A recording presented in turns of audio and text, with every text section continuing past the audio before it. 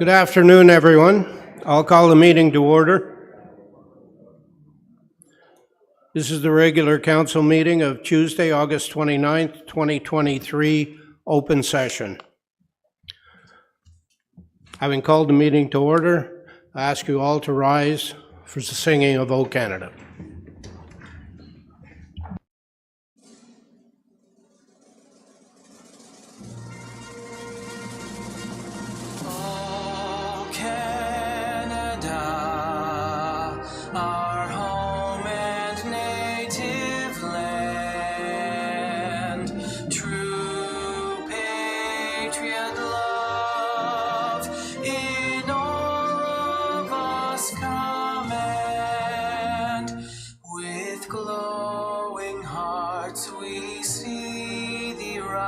The true north, strong and free, from far and wide, O Canada, we stand on guard for thee.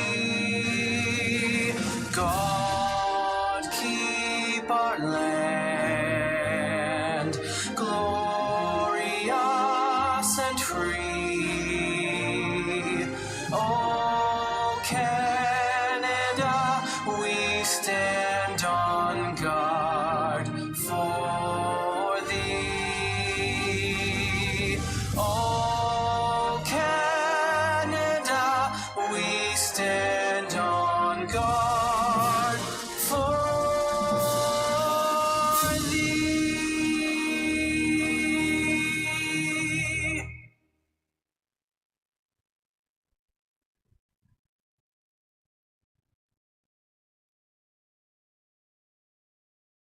Please join in a moment of silent reflection.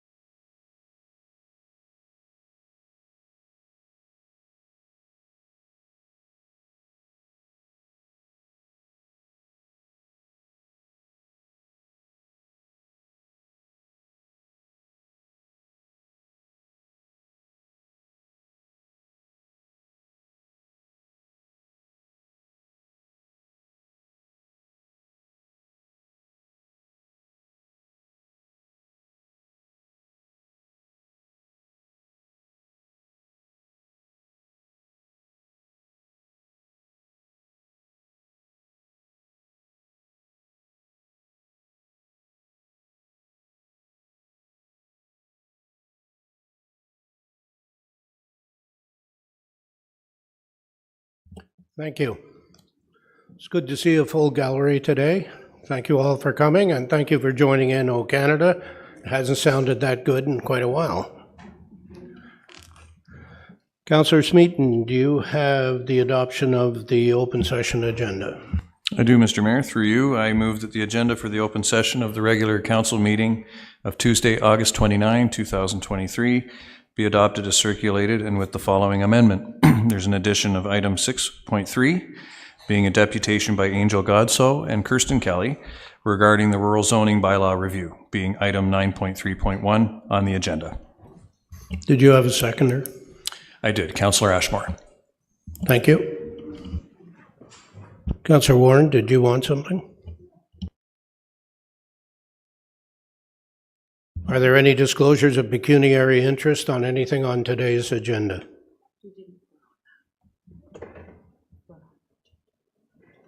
Oh, yeah. Seeing none, if any arise during the course of the meeting, please advise the chair. We'll deal with it accordingly. We have a mover and seconder for the agenda. All in favor?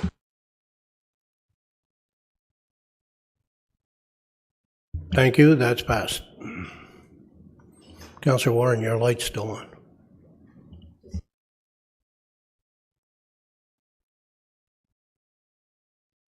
Any notices or information by members of council? Councillor Warren. Thank you, through you, Mr. Mayor. So it was a really good time around the ward in the last month. One of the highlights was the Environmental Advisory Committee hosted the second annual electric vehicle event on August 12th. This great environmental EV event had active transportation too, celebrating Lindsay's new bike share. There was great information from B City Kawartha Lakes, Environmental Action Bob Cajun, Waste Management, Bird Friendly Kawartha Lakes, the library, and Seniors for Climate Action Now, SCAN. People were also able to test drive an EV thanks to Plug and Drive. And so I want to thank the BIA, Lindsay BIA, for the grant to allow this, and the Lindsay Chamber for all their help putting it together.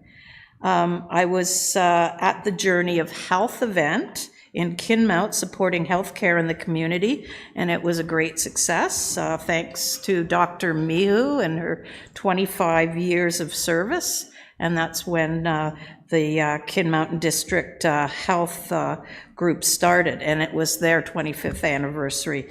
And the new Dr. Leslie was there to celebrate also. I attended Understanding the Indigenous Roots of Balsam Lake with Dave Mowat, who was the chief of Alderville, which was really informative.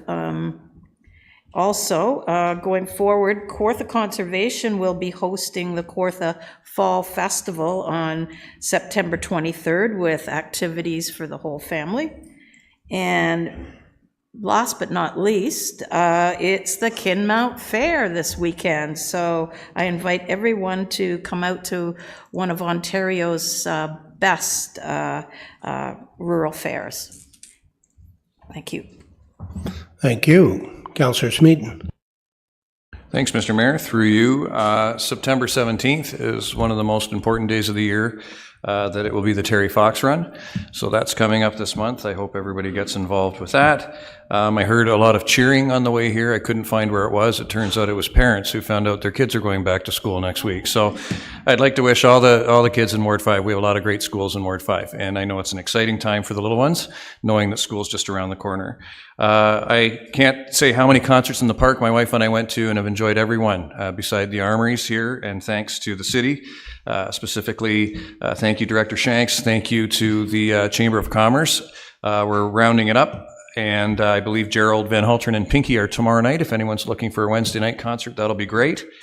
I was lucky enough to go to my very first AMO conference, so that's the Association of Municipalities of Ontario, and that was last week.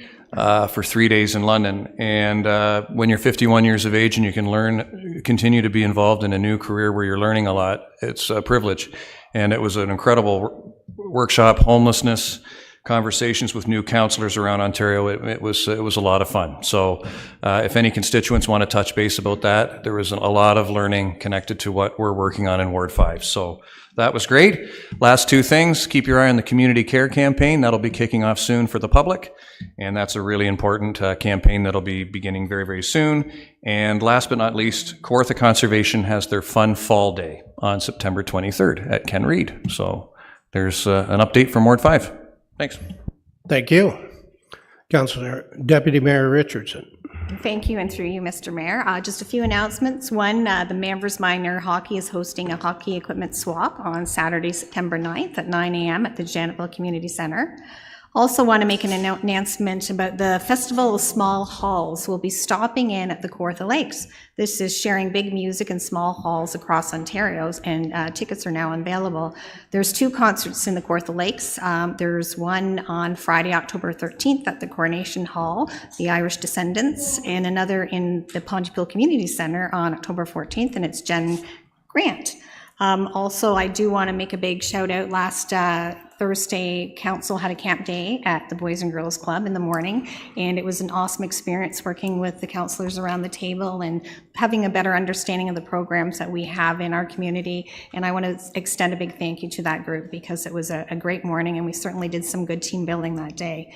Just a few other quick announcements. Local Pontypool resident Samantha Marshall has been chosen to represent Canada in the World Dance Competition in Prague, and that's a pretty amazing accomplishment. Also, another good news story is the Omimi Swans have officially started a new chapter in the City of Porth Lakes, and they're called the Mampers Swans. So I want to thank them for their stewardship, and we look forward to those local impacts as well. And one more, just a quick update. We had an annual car classic show on Art in the Park in Pontypool, and we raised $15,000 that day for some of our local groups. So thank you. Thank you. I certainly enjoyed my time at the Boys and Girls Club and managed to escape before the rock wall climb. So.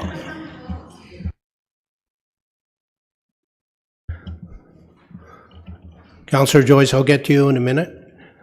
Councillor McDonald. Yes, through you, Mr. Bear. Thank you very much. A couple of things just to, Mr. Smeaton already mentioned it, the Terry Fox Run, September 17th. I had the opportunity and the pleasure to organize that for 30 years in Lindsay, and I really enjoyed it, and it's been taken over. And to the next person, hopefully he'll do it for 30 years also. But anyway, please come out and support such a great event, the Terry Fox Run. Also sit on the plowing match, and we had a meeting at the plowing match, and as we all know, that's happening next year. There's lots of preparing, but there's also a need for a lot of volunteers. So if anybody would like to volunteer, we would appreciate it. And the other one I have here is September 5th is Burger Day for the Big Brothers and Big Sisters. It's down at the Victoria Park between 11 and 7. I'll be helping cooking, so if anybody wants to taste the best burger they ever ate, please come on down and support Big Brothers and Big Sisters. All right, thank you. Thank you. Councillor Ashmore, and then Councillor Joyce. Thank you, Mr. Mayor. A few announcements. I'd like to congratulate a local young man in the Downeyville area. He participated in a pole vaulting event. He's a pole vaulter, and he finished 8th in Canada. And this was recently held in Langley, BC. So finishing 8th out of 40 million people is quite an achievement for Grant Defoe. And he's pretty young, and he's going to be getting... He's almost at 5 meters, and he's getting higher and higher all the time. So he's got a great future in that sport.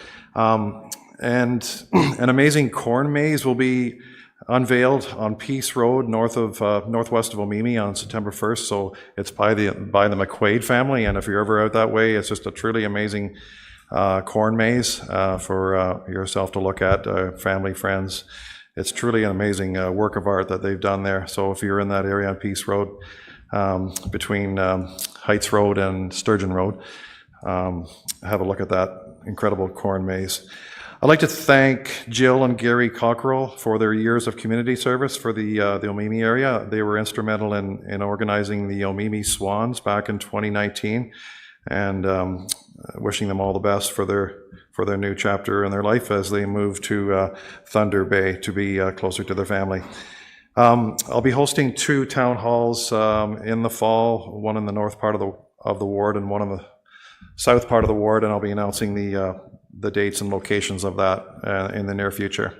And finally, I attended briefly the World Firefighters EMS and police games in Winnipeg in late July when my son and I were in southern Manitoba in the last week of July. And congratulations to all those who competed across Canada for all the firefighters and EMS and police. It was a very good venue to see. Thank you. Thank you. Councillor Joyce. Yes, thank you, Mr. Mayor. Through you, I'd like to announce that starting tomorrow is the Canadian Plowing Championships in Woodville, actually at 522 Woodville Road.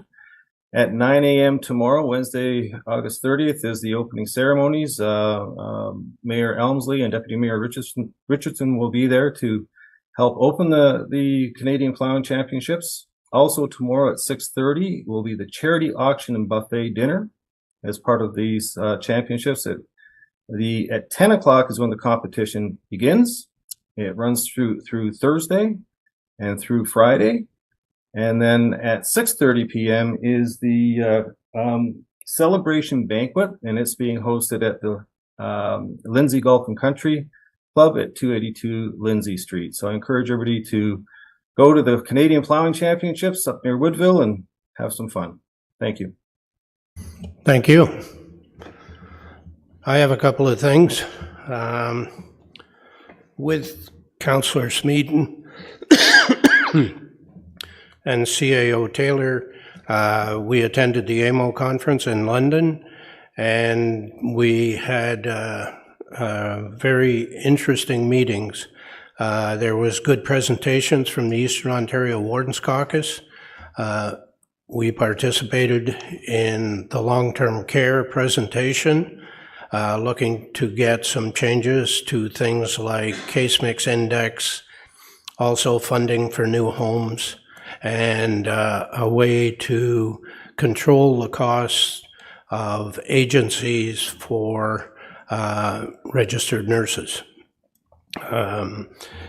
There were informal meetings with cabinet ministers and promises for follow-up in the future. We met with cabinet ministers for long-term care, infrastructure, colleges and university, and education. We also attended sessions on streamlining planning usages using technology, and many of the plenary sessions, including that with Premier Doug Ford and a variety of speakers, and we met with the Western Ontario Wardens Caucus and discussed issues, and they have many of the same issues that we have here and in the Eastern Ontario Wardens Caucus. So AMO altogether was a good conference and a good meeting. While we were there, of course, the Premier announced the Ontario More Homes Built Faster. And as part of that, he talked about extending the strong mayor powers to other municipalities. That includes City of Kawartha Lakes. So I wanted to make sure that council and our audience and the citizens of Kawartha Lakes knew exactly what it means to have strong mayor powers. The first thing we have to do is sign off that we are going to meet their housing target of 6,500 homes. That's actually units built by 2031. So if you build an apartment building with 150 apartments, that's 150 units. Our goal for the long term for housing for 10 years was 7,000 homes. So the 6,500 is not a far cry from what we were planning on doing. We have asked planning staff to come back and ensure that the 6,500 homes are doable, and I believe they are, but we will make sure that with that goes, if we commit to that, we get a piece of the pie. There's a $1.2 billion amount that has been set forward by the province, and if you meet 80% of the goals, then you can tap into that 1.2 million, and we will need that money for infrastructure, I'm sure. But I wanted to go over what strong mayor powers don't just equate to those things, to housing issues. They also have other implications, and I want to make sure everyone understands what they are. So strong mayor powers and duties include choosing to appoint the municipality's chief administrative officer, hiring certain municipal department heads and establishing reorganizing departments, creating committees of council, assigning their functions and appointing the chairs and vice chairs of committees of council, proposing the municipal budget, which would be subject to council amendments and a separate head of council veto and council override process, vetoing certain bylaws if the head of council is of the opinion that all or part of the bylaw could potentially interfere with a provincial priority. Bringing forward matters for council consideration if the head of council is of the opinion that considering the matter could potentially advance a provincial priority. Now, council can override the mayor's veto or bylaws or budget amendments with a 2/3 majority vote. So it's not just automatic. It also, in my case, I do not envision ever having to use this, because I think while we have our differences on individual issues and items, we are generally speaking a collaborative council. And I point back to our last budget where it was passed unanimously. So I think when we're dealing with large issues and big issues, we may have discussion and we may have arguments and slight differences of opinion, but when push comes to shove, we work together. And I see that happening in this case. The downside of not doing it is we don't get a piece of the pie.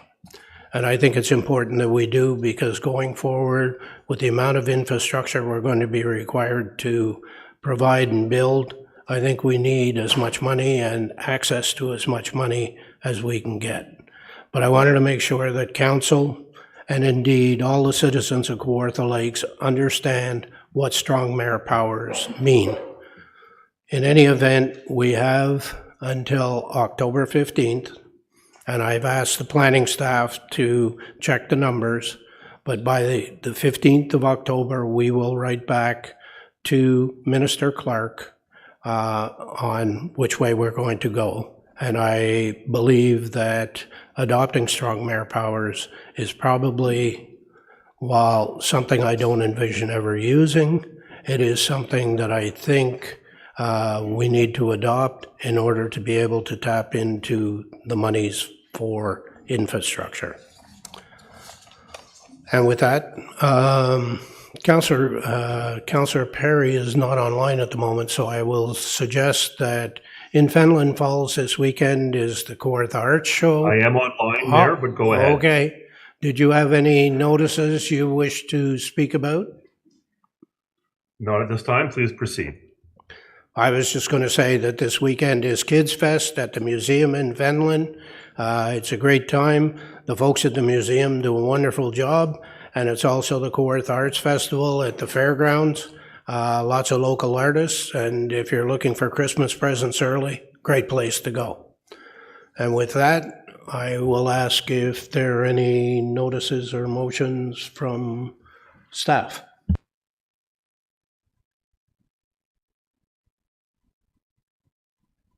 Nothing.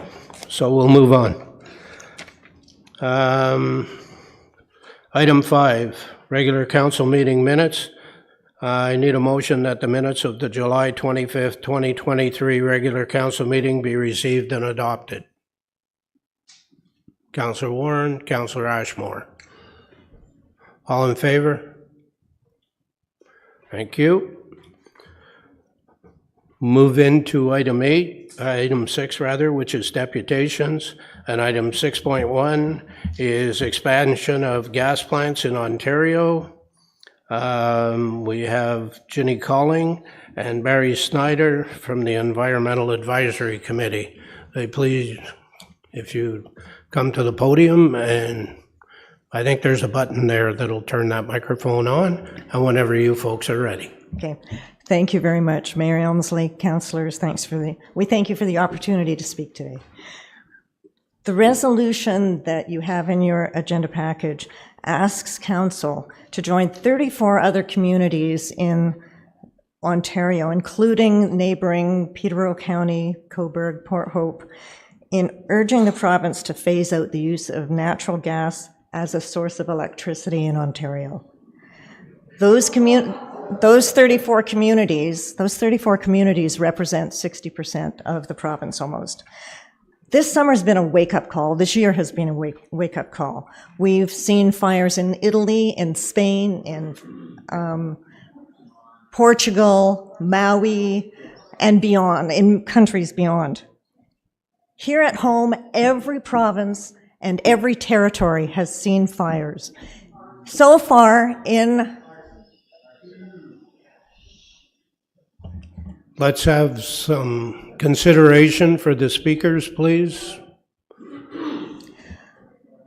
so far in Canada, collective area the size of Greece has been consumed in wildfires. Throughout this month alone, we were scrolling through our screens looking at homes consumed near Yellowknife, in Kelowna area. Fires are still burning and people are still evacuated in many of those areas. Those fires are unprecedented, and the conditions causing them, the climate change causing them, is something that needs addressing sooner rather than later. We have a very short window to get at it. Yes, climate change is also bringing massive floods. Last month, I experienced the Nova Scotia flood while stuck in a tent on a ledge overlooking the ocean. The rain went on all night and half the day. The tent did its job, but we finally put up stakes, fearing a landslide into the ocean. The Halifax area got 10 inches of rain, causing serious flood damage and drownings. A month earlier, communities in the Halifax area were evacuated and 150 homes were lost due to wildfires. 1,000-year events are getting awfully common. It makes you question the wisdom of planning for just the 100-year storm event. 3 major scientific organizations declared July the hottest month on record for the planet. In July, the ocean off South Florida reached hot tub temperatures, and the UN Secretary General declared the era of global warming has ended. The era of global boiling has started.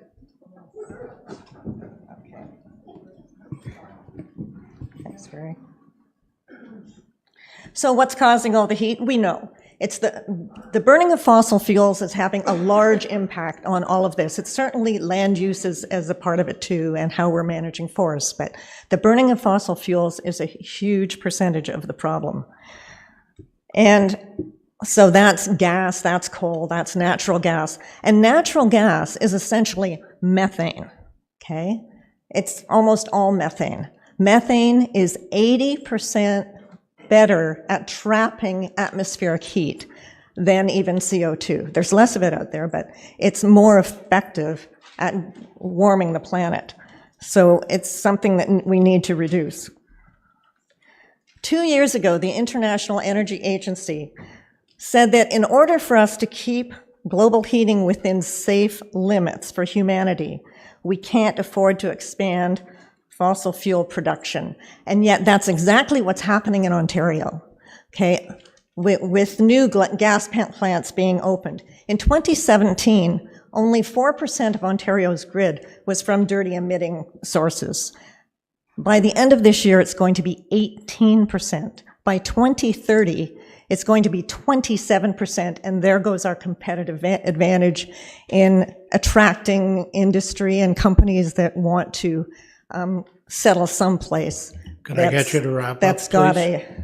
pardon me? Could I get you to wrap up, please? Oh, yes, sorry. Okay.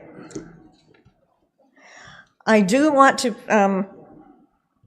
point out that our Healthy Environment Plan has a goal of reducing emissions, which is going to be harder to do with a dirty electricity grid.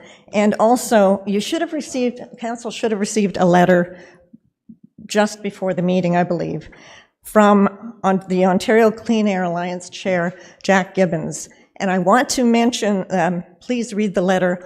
I want to mention that Mr. Gibbons knows of what he speaks because he used to be Commissioner of Toronto Hydro. We ask you to support the resolution before you for the province to phase out the use of natural gas for electricity production for the benefit of us all. Thank you. Thank you. Would you remain there in case Council has some questions? Sorry, Are there any questions of the deputants? Seeing none, thank you very much for coming today. Appreciate your input. Oh, Councillor Warren. Motion to proceed. Need a motion to receive the deputation. Thank you. Councillor Warren, seconder. Councillor Perry. All in favor? That's done. Thank you. Our next deputation is proposed heritage designation of 1011 and 1017 Portage Road, former geographic township of Eldon, the William Mackenzie Inn. And I'd ask Jeff and Estrella Margolin to come to the podium, and you have 5 minutes. Hi, I'm Dr. Jeff Margolian. This is my wife, and we own the Mackenzie Inn. We're the longest private individual owners out of all the owners other than Sir William Mackenzie and the nuns. 3 other owners have gone bankrupt, and we are using this as our private residence. We did allow some weddings that happened in the summertime, but the place has not been used during my time period as an inn or a bed and breakfast. And I've spent 3 hours a day commuting to go back and forth to work. And I plan to retire here, and I plan to use it privately as for my family. Now, when Bill 23 came in, apparently, because of the fear that there would be the possibility that people would either damage or tear down or redevelop heritage places in order to build houses, then there became the possibility that people were worried that this might happen, and they wanted to preserve things. But there's nothing different over the last 100 years. And recently with the Bill 23 in Kirkfield. In Kirkfield, there is not infrastructure, according to Doug Carroll, who is a planning department person. There's no sewage to the area. There's no electrical to the area. There's 1,000 other acres that could be developed. There's no purpose in ripping down my 13,000 square foot house and my other 2,000 square foot house with my 12 acres that I use privately for my own enjoyment. And so I don't think that it could be shown that there's any reason that my property would be under any risk for being torn down or redeveloped. Since the time that I've had it, I've done nothing but try to maintain what was there, and I haven't done any redevelopment, and I haven't done any tearing down. I've lovingly restored it, and I've with my own 2 hands, I've fixed this stuff for 12 years, and I work a full-time job, and this has also been my weekend job.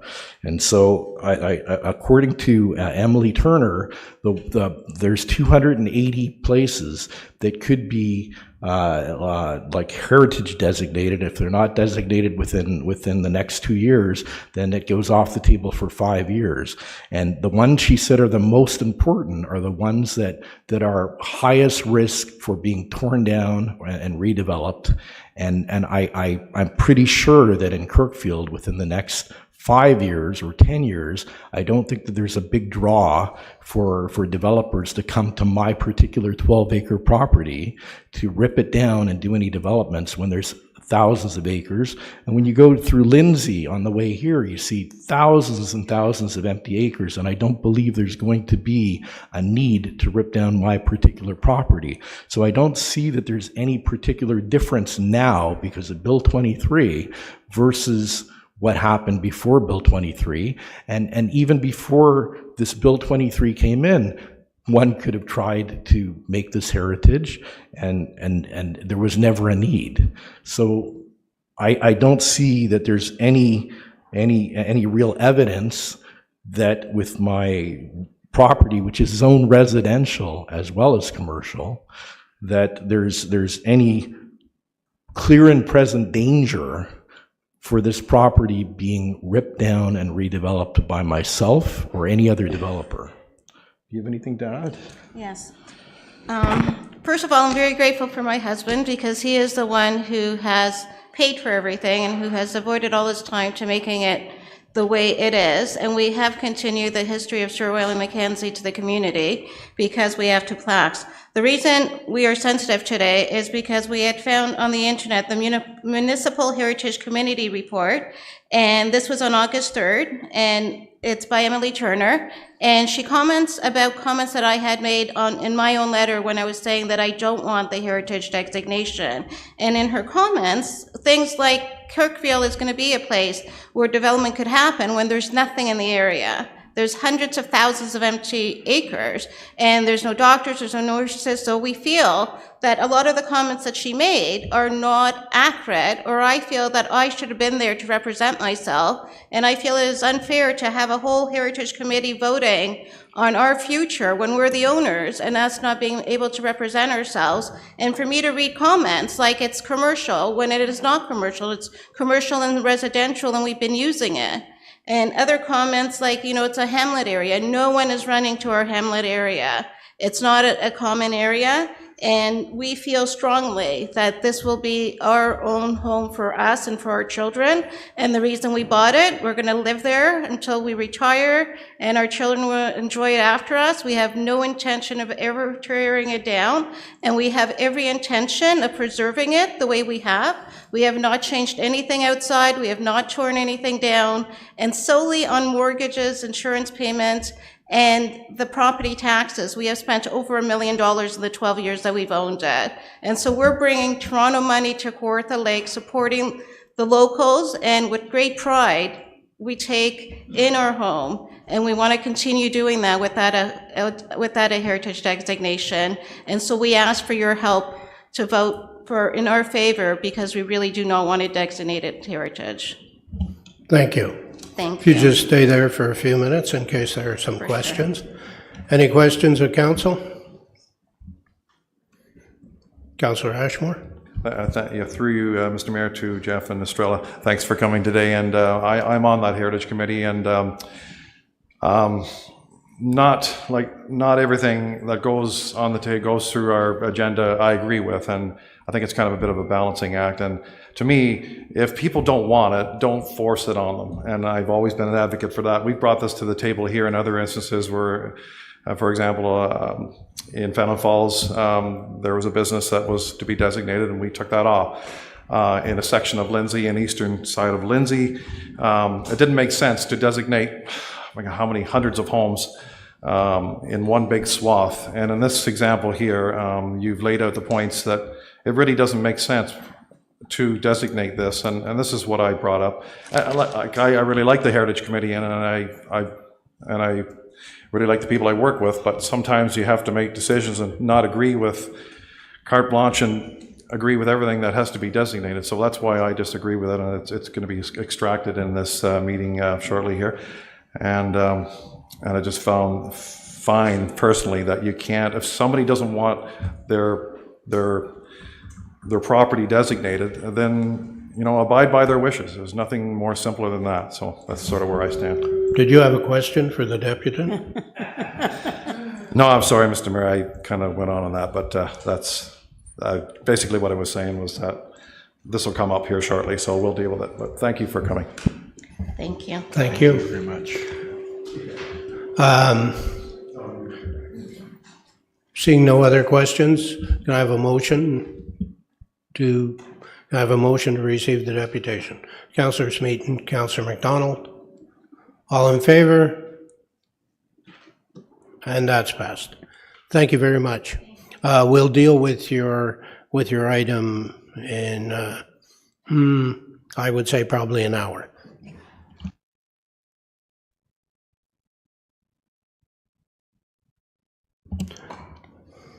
Our next deputation is on the rural zoning bylaw, and we have Miss Angel Godso and Dr. Kirsten Kelly. You have 5 minutes between you.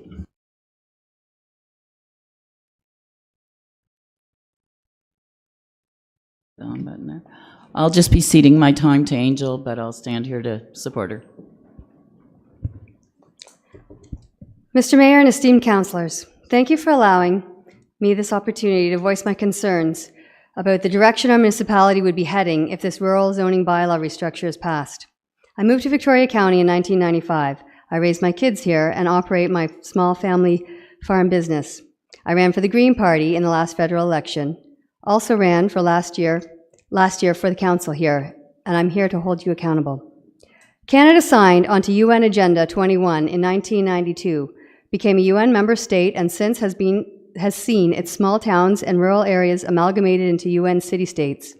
Canada is now being governed by the direction of the United Nations, G7, G20, the Council of Foreign Relations, the World Bank, the World Economic Forum, the World Health Organization, and an organization you're probably quite familiar with, the International Council on Local Environmental Initiatives. That acronym is pronounced ICLEI. The International Consulting Group is working through organizations such as WSP, the firm that drafted this restructure. In 1994, the Federation of Canadian Municipalities sent out the municipal primer outlining the restructure of our local governments. Eventually, despite the best efforts of many wise people, including some who have passed away, our elected mayor and councillors were partnered with a private corporation calling itself City of Kawartha Lakes, bringing in a CAO to implement the global agenda, outsourcing consultation to organizations partnered with ICLEI, and redirecting public funds and assets to private development goals and foreign investors. This was an undemocratic amalgamation, hijacking the former Victoria County despite a local referendum which opposed it. Now, to the items on your agenda, the restructuring of our rural zoning bylaws. Combined with the passing of this so-called official plan that drives all growth to settlement areas and away from our small towns and villages, these new bylaws will be the death stroke to the rural districts. We have lost banks, service centers, libraries, and schools in towns which used to be thriving hubs of commerce and community. Kinmount, Norland, Kobe, Burnt River, Cambrai, and more. These initiatives are clearly not in the best interest of our rural communities like Woodville, which if passed, will be downgraded. Building high-density housing in urban areas only, while our infrastructure, medical, policing, and school systems are already operating over capacity, is a recipe for disaster. Yet, this rural zoning bylaw restricts the severing of lots to build custom homes by local builders along rural roads. Homes with gardens, individual septics, and technologies such as geothermal and solar would represent true sustainability, develop and enhance the outskirts of our small towns. Furthermore, it will restrict new food processing facilities in the 3 agricultural zones, but will allow new marijuana processing plants in all of those zones. Now, what are all those new people in the settlement areas going to do when they get the munchies? But seriously, this is an agricultural area and our food should be allowed to be processed locally. This is basic common sense. These restrictive bylaws and the official plan pushed through today drive all future growth to settlement areas, restrict the rights of property owners, target our mobility rights, and are drafted by unelected city staff in consultation with internationally funded organizations like ICLEI and WSP. Posting links and holding information sessions online is not effective public consultation. Many of our rural homes do not have internet. CKL website claims the participation and public input of only 80 people in this process. That affects over 78,000, and soon to be more. That's a ratio of about 1 to 1,000. I believe, I was just told actually, that we have 70 people in the gallery today. By those standards, we are representing the 78,000 now. And I'm saying we're in opposition to this. The plans and bylaws for any community should be based on engagement with those who live and work in that community, not those from outside, and certainly not those from international organizations. Regardless of Canada being a UN member, no level of government has the authority to implement foreign mandates, policies, treaties, or any agreements that violate the Canadian Constitution, the Charter of Rights and Freedom, the Bill of Rights, or the Coronation Oath. Amen. Conspiring with foreign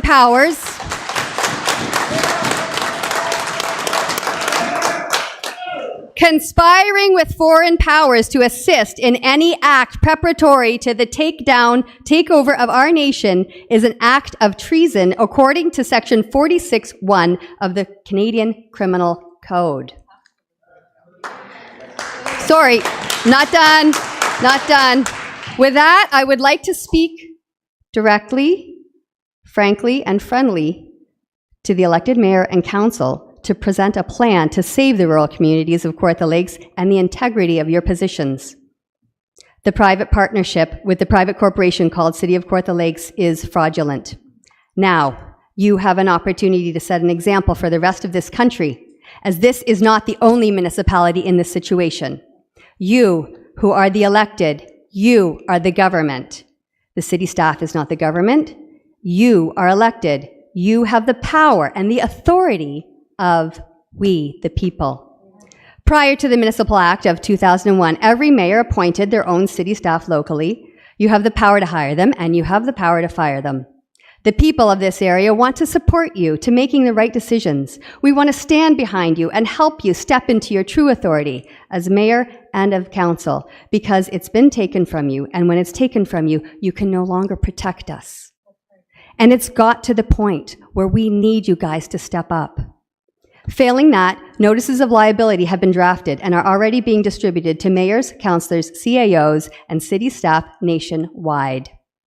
We don't want to have to serve you with notices of liability, but this is an act of treason, and it is serious. So today, we are asking you, I'm wrapping up. So today we are asking you to act in the best interest of our small towns and villages. The people here today will stand behind you, as will our country. We are asking you to delay the approval of this detrimental rural rezoning and seek genuine public consultation. I have packages here, information for everybody, and copies of my deputation. And with that, I am happy to respond to any questions y'all may have. Thank you.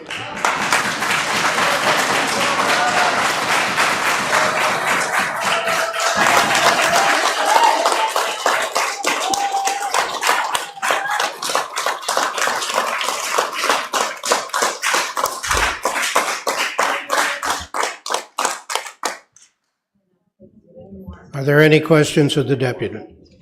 Councillor Ashmore. Thank you, Mr. Mayor, and thank you, Angel and Kirsten, for coming today. I just had a couple of questions. I'm going to be extracting this shortly. I've requested that this be extracted, and I've never changed my position on this, but my opinion is that we should have an extension for the public to comment. How many days would you say really we should have for more public consultation on this? At least 2 months. Okay. This morning at the restaurant, I spoke to a number of our local farmers, the DeVosses, the McEwens, Masons.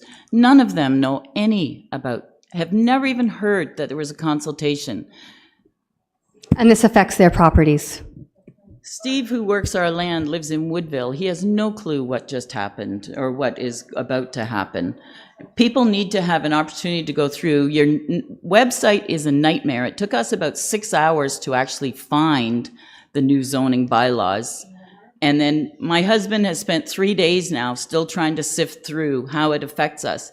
For a start, this town has put us through 3 drainage acts. Our property is now drained. We didn't want it drained, but it's drained. But your zoning still has it under EP. No, thank you. We're not a swamp anymore. So all of us need to look at our properties and make sure that these things are corrected. We can't pay for your drains and pay and then not be allowed to use our own land that you've drained and destroyed. Any other questions from council? So the people need to know. They have not been informed. I know on your website you claim that you've had public meetings, but no one I know knows about it. And I know a lot of people. Thank you. Any other questions from council? Seeing none, can I have a motion to receive the deputation from Ms. Godso and Dr. Kelly? Councillor Ashmore, Deputy Mayor Richardson, all in favor? Thank you. That's passed. Thanks very much for coming today.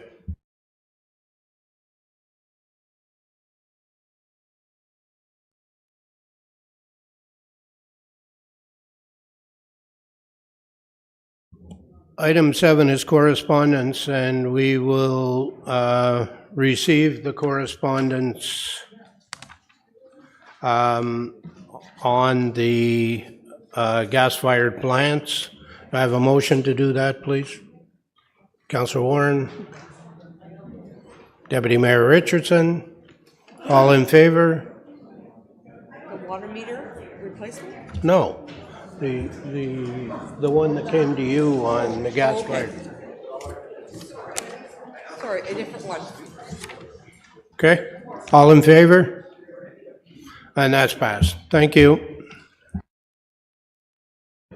Moving on, we have correspondence regarding water meter replacement from Craig James. I have a motion that the correspondence from Craig James regarding water meter replacement be received. Councillor Warren. I extracted that, Mr. Mayor. Yeah, it didn't need to be extracted. You can speak to it now. Okay. Okay. All you got to do is move the motion. Okay, that's fine. I've got a... Let's just, folks are filing out, so let's wait for that to happen because it's getting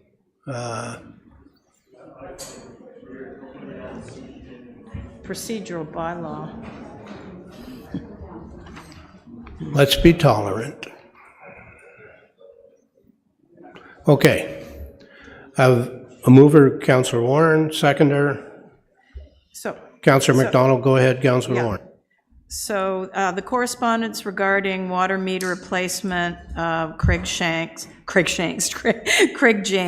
that the correspondence from Craig James regarding water meter replacement be received and that staff follow up with Mr. James regarding his issues. That's it. I move it. Yeah. Is there a seconder to that motion? It's just for a letter. Councillor Perry. Thank you. Go ahead. Did you want to speak to it? No, it's pretty self-explanatory. Okay. Just that staff, I guess he's been through a bit of back and forth, and he came to council and, you know, sent a letter. I just think it would be proper form for staff to get back to him. Okay. Thank you. We have a mover and seconder. Anybody else? No? All in favor? And that's passed. Moving on, item 7.2 is correspondence regarding a request for the resurfacing of roads within the Southview Estates community, former Fenland Township, from a Mr. Brian Nugent. I would suggest the problem with this was it was a petition, but it wasn't properly formatted for the city, and so it's being received as correspondence rather than as a petition, and it's regarding a request for resurfacing of roads within the Southview Estates community, former Fenland Township, and I would suggest that it get referred back to staff. Can I have a motion to do that? Councillor Perry, Councillor Warren. Councillor Perry, do you want to speak to it? Just very briefly, if I could, Mayor, just as you noted, this correspondence is backed up by a 154 signature petition from residents in Southview Estates. When circulating the petition, the residents didn't have the privacy waiver attached. And so there was hesitancy, of course, to then publish that as a public document, giving their names and addresses to which the signatories, the residents, didn't necessarily consent. So that's where this is coming from, why it's a correspondence and not a petition, despite the signatures. And as we've done before, and as you said, Mayor, I've submitted a motion, text of motion, to the clerk's office that this correspondence be received and that it be forwarded to for these roads, including and especially Anderson Road and Fenland Drive, to be referred to the 2024 budget process as a decision unit for consideration in the capital budget. Thank you. So we have a mover and seconder. All those in favor? And that's passed. Item 8 is presentations. 8.1, impacts of provincial changes on conservation authorities and City of Kawartha Lakes. And we welcome our friends from the Conservation Authority, Mark and Max. Come on down.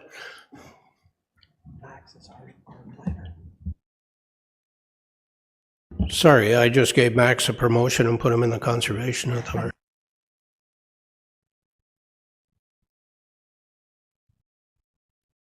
Speak perfect. And So whenever you're ready. perfect. Well, thank you, Mr. Mann. I appreciate the opportunity today to present to everybody. Just introducing myself, I'm the new policy planner, Planner 2. I've been here about 2 months now, and it's a pleasure to meet council today. I have with me, as the mayor already alluded to, Mike Mahowski from the Kawartha Regional Conservation Authority.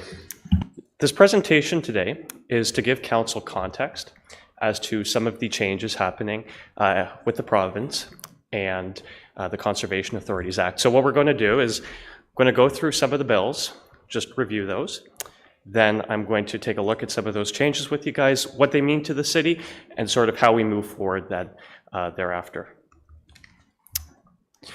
So like I mentioned, numerous changes have been made in the last 6 years. There is a fair amount of change across multiple different acts over a number of years now related to the Conservation Authorities Act. Recent changes include categories of services and programs, the expenses and fees and funding sources, as well as some powers associated. There's also some additional provincial powers related to the conservation authorities on top of it. Just want to go through some of the bills first, sort of to jog everybody's memory. It's been a long 6 years. We've seen a lot of changes, but I want to make sure that council understood not only where we came from and why and how we're going to move forward thereafter. So Bill 139 is the Building Better Communities and Conserving Watersheds Act. That was done way back in 2017. The big thing, if you'll remember from that, was the creation of what was then the LPAT. In 2018, we had a change of government, and so then what you'll see is a change of not only pace and scale of the changes that we saw. And that came out of that was Bill 108, More Homes, More Choices Act in 2019. And from that, we saw the community benefits charge. It introduced changes regarding additional dwelling units, as well as short timelines for decisions related to official plans, zoning bylaws, plans, subdivision, before you had the right to appeal it. Both of these bills had some minor, I would say, changes to the Conservation Authorities Act, but I'm going to let Mark go into Bill 229 and 23 to explain in a bit more detail those bills and how they pertain to him. Thanks very much, Max, for the introduction, and it's my pleasure to be here, Mr. Mayor, Deputy Mayor Richardson, and members of council. As Max has mentioned, the 4 pieces of legislation that he just described generally are kind of shaping our business right now. In fact, there's been overall between that and the associated regulations that are attached to those acts, 16 changes in 7 years. So it's been a pretty fluid time legislatively for our business, which has resulted in a number of changes. One of the key aspects really is the categorization of programs. As part of these changes. So this includes a kind of restructuring of how we would traditionally look at things. So I'll provide a little bit of that translation. Mandatory programs are those that are in provincial interest. Those are called Category 1 programs. The Category 2 are what you would traditionally see as special projects. Those include things like lake management planning and lake management implementation. Things that keep our water quality safe and create beneficial environments for people to live in from things other than natural hazard. And then there's a Category 3 program that's identified as well. Category 3s are those programs that are generally agreed upon by the board as advisable to do within our areas of jurisdiction. And those include the other things that are not included in the first 2 programs. And those include things like some of the local monitoring that we do, any special events that we hold, where there might be a staff person involved in those activities. and generally comprise about 4% of our business, the Category 3s. So those are some of that's one of the big changes, and associated with that is a transition period to get us to that point where we translate our business into this provincial model. And those are associated with the striking of MOUs or agreements with municipalities to achieve those ends. And it is an extra layer of administration. I think the province's intent is to try and make sure there's absolute clarity in the programs and services that we provide to our municipalities. There is flexibility as well that's provided by the province in terms of the other programs other than the mandatory, and that recognizes the good work that conservation authorities do that benefit our communities as a whole, or that we provide on behalf of municipalities.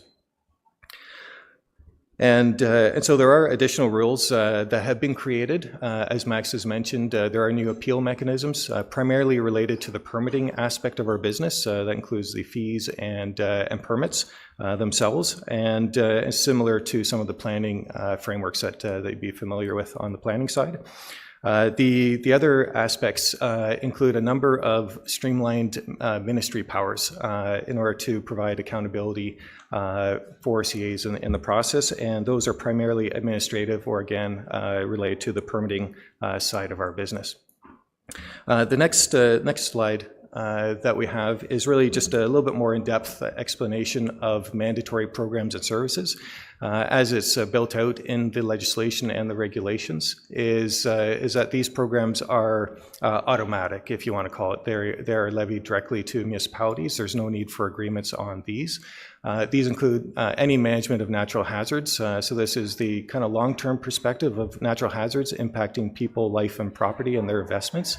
And so it is an important element that the province sees as important for maintaining into the future. Other aspects include the flood forecasting side in addition to our permitting activities and compliance. Management of lands is a category that is really geared towards the existing management and ownership of land. So it's meant to be passive, I would call it, passive recreation. And the definition of that is really passive trails for use, a few infrastructure elements.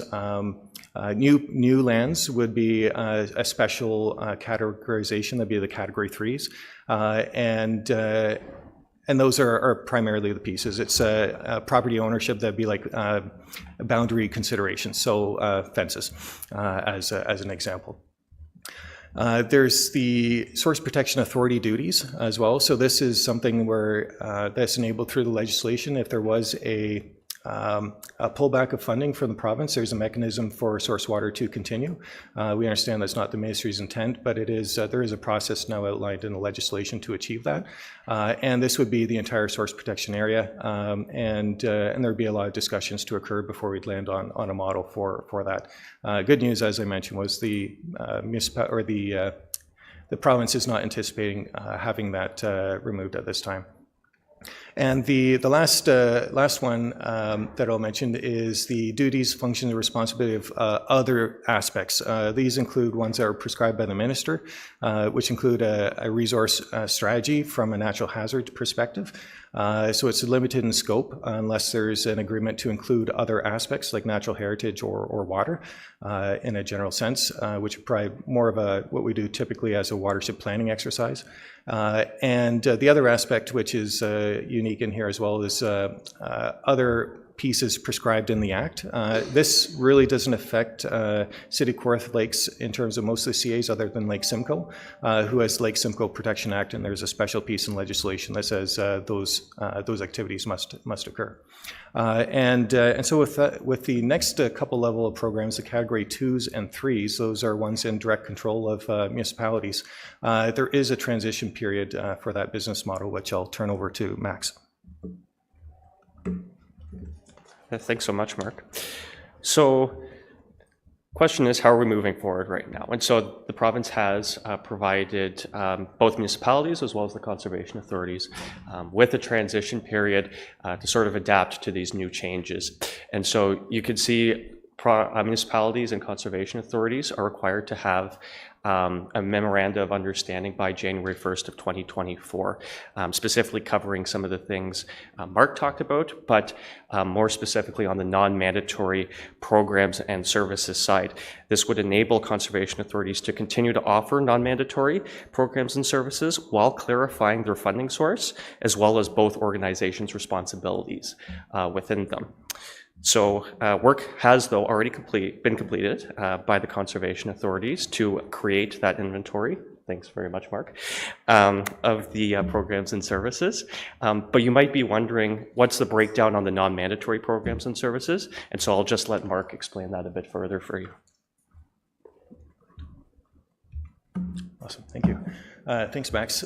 So the mandatory programs, this is a rehashing, I guess you can say, of the different programs that the ministry envisions. The mandatory would be the category 1, no agreement required.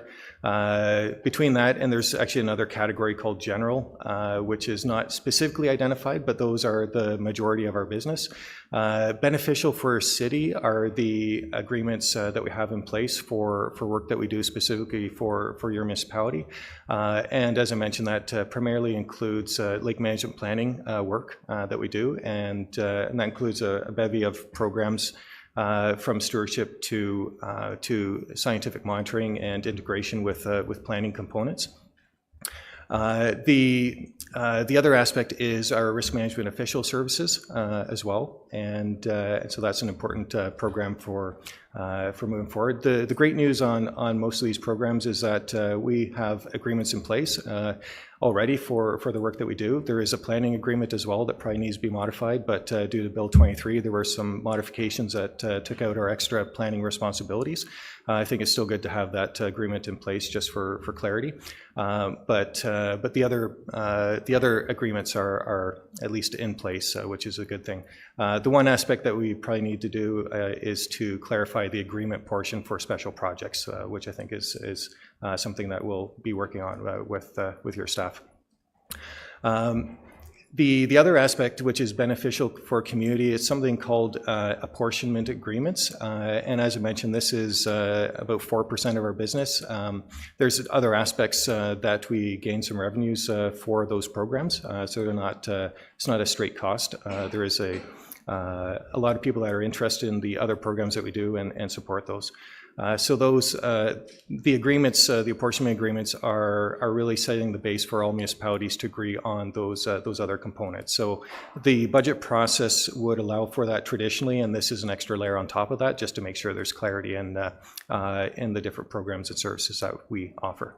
And there are a number of different aspects related to the MOUs and the different criteria that have to be established. So we are working on those elements, and maybe with that, I'll turn it back over to Max on next steps. Yeah, thanks, Mark. So moving forward, I think, as you can see, we're working very collaboratively already together, but we're going to continue to work collaboratively together to determine the appropriate service and program levels, not only with Mark, but the other conservation authorities as well that we do have in the city here. And so staff are going to draft that memoranda of understanding between the city and all the CAs within the city, and then we're going to end up presenting that to council, most likely late fall. So with that, happy to answer any questions, or if any questions are for Mark, I'm sure he'd be happy to answer some too. Thank you. Thanks for the presentation. Can I get a motion to receive before we have a question? Deputy Mayor Richardson, Councillor Warren, questions from Deputy Mayor Richardson.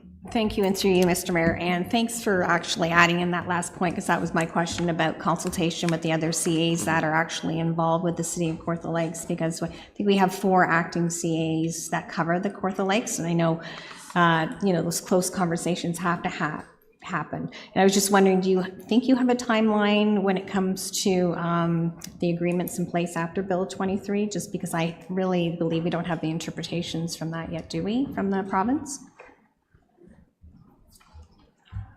Richard, if you'd like to answer. Sorry, it was a tricky one. Yeah. Through the mayor to deputy mayor, we don't really have any sort of a firm timeline on that. you always hope that it happens sooner than later, but in this case, we don't really have a firm timeline yet, so. And I don't really think that was a fair question on my part, just that I know I realize that we have those regulations coming down, and then we need to do those interpretations. So thank you. Thanks for the presentation. And through the mayor quickly too, I would just note that we have actually been in contact with a couple of the other conservation authorities as well. So, yeah. Councillor Warren. Through you, Mr. Mayor. Thanks for coming, seeing you again and meeting you again. This is kind of a loaded question, I think. What are other municipalities doing for their natural heritage component of their planning process? I thought maybe you would know what, if that could be somehow put into an agreement through the back door, so to speak. Thank you, Councillor Warren. It is certainly a loaded question, I would say. What I can say is that I took another look at that this morning, actually, taking a look at that piece of legislation, and it is pretty clear in the legislation, which is translated to the Conservation Authorities Act, that we have an ability to comment on natural hazards, and we don't have an ability to comment on other aspects, which include in the PPS, as you would know, there's the natural hazard section. That's the piece that we're able to comment on. There's natural heritage, which we are not able to comment on, and there's a water section that includes things like significant water resource features, which CAs are actually known for understanding, and we're not able to comment on those either. So it is pretty explicit. What I can say is it's explicit to planning applications. There is an ability for us to help out on the planning front in terms of setting up the base. So an aspect would include the wetland evaluations are fairly dated or fairly new, depending on the layer that you use. And a lot of it is done by remote means. So there is a need to ground truth that. And by ground truthing, you end up with saving a lot of people money in the end and a faster planning process. So I think that's something that if municipalities are willing, that's an area that I think we would be able to fit. Just further, I guess this is for Richard then, if a municipality had to have commenting on natural heritage in a planning document, so we would have to go to another environmental business and not use our conservation authority if we wanted to have commenting on natural heritage. Through the mayor to Councillor Warren, yes, that's correct. We're looking at a couple of different options for that. Obviously, council's aware we have our planning consultant that is doing our planning review for us. What we're looking at is perhaps using them to also do sort of a peer review of environmental reports, and also using them to help to scope terms of references for environmental impact studies. Those are some of the things that obviously CAs used to do, and unfortunately we can't rely on them. Might be a back door. It's something that we are looking at to help out. Thank you. Thank you. Councillor Ashmore. Thank you, Mr. Mayor, and thanks for the presentation, Max and Mark. I had a question, and it's good to hear that you're working with the other three conservation authorities that we have in the city of Kawartha Lakes. I'm on the Tonabee Region Conservation, and we had a recent presentation about water response teams, and I was wondering if Kawartha Conservation has that as well, and is that something new that's been unveiled? They were talking about different levels of low water drought preparedness and issuing restrictions on 3 different levels. 10% reduction, 20% reduction, and 30% reduction, and that would apply to even farmers getting water for livestock or poultry or for their own use, not just farmers, but anybody that has a cistern, for example, that needs water, potable water. And do you foresee something like that, or first of all, do you have that with Kawartha Conservation, and is that part of the new government regulations that have come down that program? Thank you, Councillor Ashmore. It's a very good question. It has been in existence for a number of years now, the Ontario Low Water Response Program. I almost hesitate to say what year it started, but it was at least 10 or 12 years ago. And the premise behind the program is it's a provincial program similar to the Provincial Groundwater Monitoring Network and the Provincial Water Quality Monitoring Network. Those are provincial monitoring programs or other aspects that the ministry deems very important. So those were prescribed by the minister. So it actually does touch the legislation that we're talking about in that it was written into the legislation as mandatory works that we have to undertake. The base premise of the program is exactly how you've described, so it's translatable across all 36 CAs. So we do have that here, and there is a support mechanism within the province if drought levels get to a point where it's a stage 3. Okay, thanks. And so who would have the ultimate say on when a municipal water system, and not everybody's on municipal water, but those who are on municipal water or go to the water plants to purchase water, if you had restrictions, who would be ultimately the ones that would decide what those restrictions would be, in case of a drought? Thank you, Councillor. This is, I'll maybe explain a little bit more about the framework. The Low Water Response Program relies on a advisory committee, I'll call it. A water response team is what it's technically called, and that is comprised of a multi-stakeholder approach to the community. So that includes water operators, includes agricultural community, local business owners, includes a number of people. So when there is a level 1 at the very lowest stage, the water response team is brought together. That's based on different criteria that's established by the province in terms of water flow and precipitation. And from that point, the water response team deliberates on what's required to actually enter into one of the levels and have the appropriate communications beyond that. And then within each of their stakeholder groups, making sure that that message is spread out. It is voluntary at the first 2 levels. The 3rd level, which hasn't been, to my knowledge, put in place by the province, is a more drastic measure in order to try and conserve water. And as I mentioned, that one requires ministry approval in order to be able to implement. Anything other than that, it's all voluntary. Thank you. Councillor Smeaton. Thanks, Mr. Mayor. Just briefly, more of a comment. I just wanted to say that the questions that were asked earlier and the difficulty with some of the answers just shows a lot of each of the 4 pieces of legislation, especially Bill 23, really have a lot of nebulous context for these people that are trying to navigate it. And I'm always blown away as a member of the Conservation Authority, just the sheer elasticity of this group. Everything is always, okay, but we have it, so how will we still maintain and move towards what we're doing? And I can't help but wonder if some of that is that the bathtub, if you will, metaphorically, that is a watershed. It forces us to think topographically, of our topography as municipalities, and therefore forces us to work with different municipalities.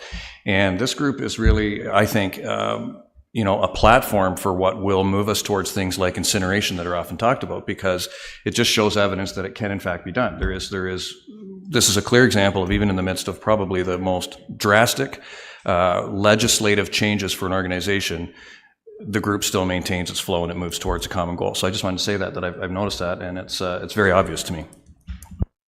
Thank you. Just a couple of things from me, Mark and Max. You related there has to be an agreement on special projects. Would that include lake management plans? Thank you, Mr. Mayor. That is correct. I know that they're approved through the budget process currently, and it would be a matter of making sure that there's a more explicit piece to point to.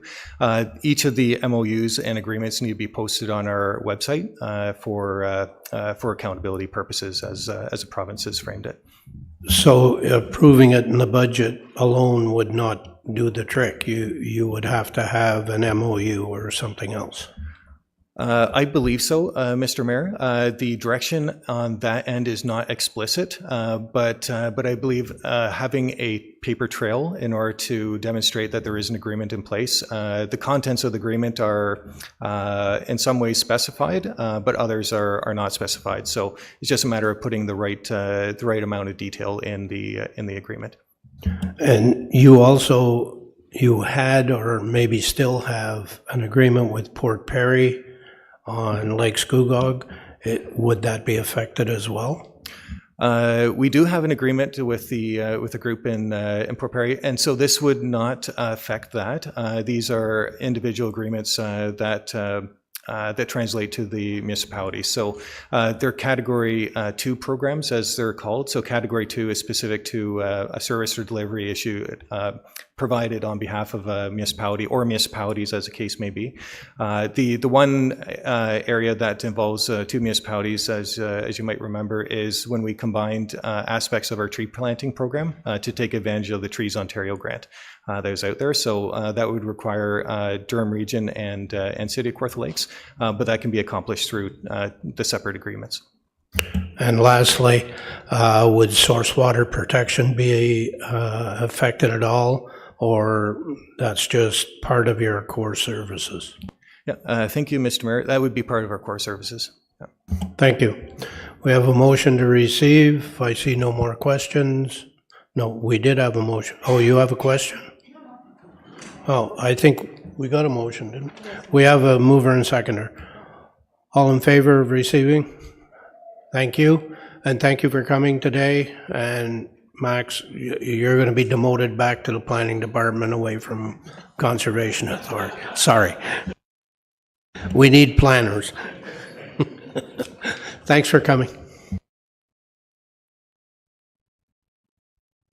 So we now move to item 9, which is the Planning Advisory Committee. Do we have any correspondence? No. So, Planning Advisory Committee minutes, that the minutes of the August 9th, 2023 Planning Advisory Committee meeting be received and the recommendations included in section 9.3 of the agenda be adopted, except item 931, which is the report on the rural zoning bylaw, which has been extracted by Councillor Ashmore. I have a mover and seconder for that. Councillor Warren, Councillor Smeaton, all in favor? Thank you. Councillor Ashmore, you extracted the rural zoning bylaw. And just to point out, all we're doing with that bylaw is referring it back to staff. It's not being passed today, okay? So it's just going back to staff. Thank you. Councillor Ashmore. Thank you, Mr. Mayor. Yes, and we're referring it back to staff. We're receiving it, we're referring it back to staff. My motion would be to extend the public input till October 15th. If I can get a second or even just for discussion. Is there a seconder for Councillor Ashmore's? Councillor Warren. Thanks for the seconder. I appreciate that. I think there's been a tremendous amount of work gone into this. It's almost, well, it's over 4 years. When I started this, this started in Downeyville, this first meeting that we had, and this whole rural zoning bylaw. And it's important that it gets done. But even before the speakers today, we know that people, you know, they're not in front of their computer all the time, and they're not reading a newspaper all the time. They're busy. They have a life. Everybody has a life. And not to say that people aren't paying attention to deadlines, but I think to be fair to the public that we need to just give them a bit more time to have public input. And you know, this will eventually pass, but I think we have to have public input, and if we have to make some minor changes here and there, then so be it. But I think it's really imperative that we listen to the people, listen to their requests, that we have more time, that they have more public input, at least for a month and a half. I just put out the date October 15th. I'm not sure what day of the week it is, but it gives us a month and a half to gather more public input for this, and then it can go, it's still going back to staff, but in the meantime, public can still comment on it. So that's what I was proposing. Councillor Warren, you wish to speak to it? I actually, through you, Mr. Mayor, I have a question for staff. If this was to pass, would that be a difficulty? To the mayor, through the councillor, obviously it's probably going to delay the implementation till 2024. We were sort of thinking November 8th and get it sort of before council pack and council in November. That if the commenting period goes to mid-October, this is not likely to happen. It'll be a 2024 item at that point. We'd have to also assess the budget if that additional time frame is added to the project. So those would be my two comments on that. So there'd be a cost to this if it was extended. Okay. Director, do you know how many comments we've received to date and how many people have attended? I believe there were 4 in-person public meetings and 2 online public meetings. Do we know how many people roughly attended those meetings? To the mayor, I think the first 4 in-person meetings that we had to kick the process off, I think we had about 80 people attend in the 4 sessions. The first virtual open house, we had about 180 people online. I think the second one was about 110, 120 in that range. As for the number of comments we received, that I can't tell you, it'd likely be in the hundreds. But we have received a lot of input from a lot of people on the process and gotten back to them. If you're interested in sort of numbers, I can poll the consultant. But we have had a lot of good feedback through the virtual portals. And when we had the public meeting at the Planning Advisory Committee, there was, as I recall, no public input at that meeting? Yes, nobody attended the public meeting. Thank you. Deputy Mayor Richardson. Thank you, and this, my questions too are directed to the director at this time. Also, just fleshing it down a little bit too, we did have some focus groups, in consultation with the agricultural community as well as a few of our other advisory groups, and I was just wondering, we did get fulsome comments from those groups, did we not? To the deputy mayor, yes, we did. We had focus groups with the agricultural community. We also did another presentation to ADAC, and we did get a lot of commentary back from our agricultural advisory committee representative as well. So currently we are open to September 1st for commenting? Yes, that's correct. Okay, I just wanted to verify that. And if we are to delay it, as there is some budget implications at this time, but that's an unknown for us right now. That's correct. That's unknown at this point in time. Thank you. Councillor Ashmore. Do you want to do it on sum up? Yeah, I just had a proposed change of date, but I could do that sum up. Thank you. Councillor Warren for a second time. Yeah, through you to staff. How was it advertised? All the different venues. It's difficult these days. We have fewer and fewer organs of news to put information out there. So that was my concern. But can you tell me how that was advertised? Through the mayor to the councillor, yes, it's advertised on our city website, and it's also advertised through the local newspaper as well.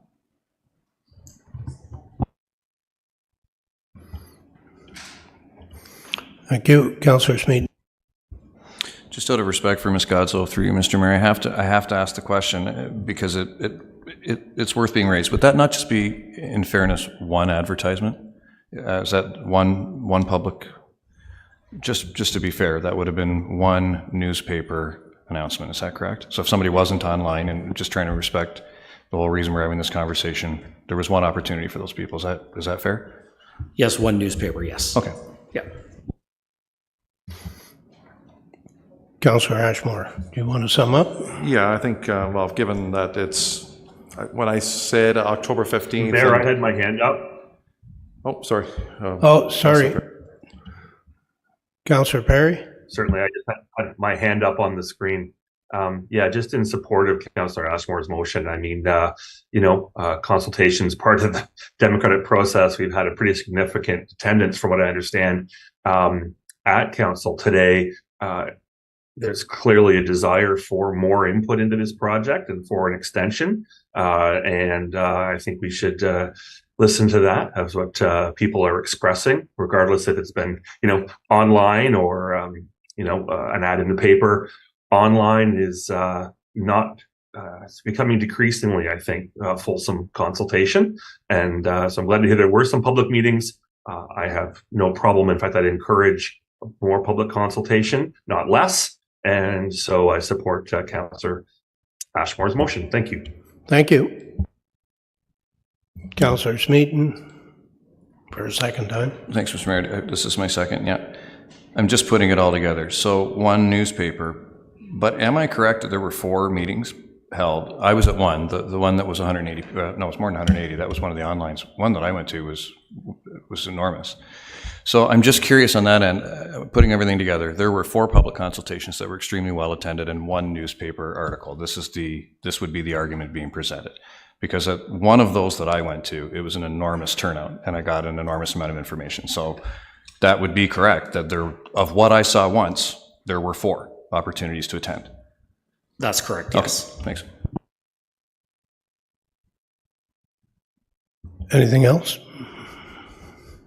Councillor Ashmore, would you like to sum up? Sure, thank you, Mr. Mayor. I would propose September 30th because I don't want to, I was thinking of going September 15th, but September 30th I think would give us at least enough time, and that's it, that's the date.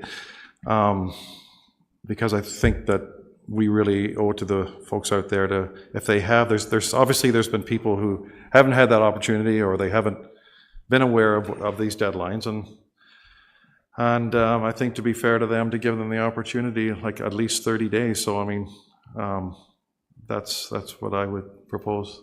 If I can make a friendly amendment to my motion to September 30th, and that would be it. Councillor Warren, are you still seconding that? How about the 15th? That's fine. I mean, 2 weeks is better than 2 days, so. I'd go with that.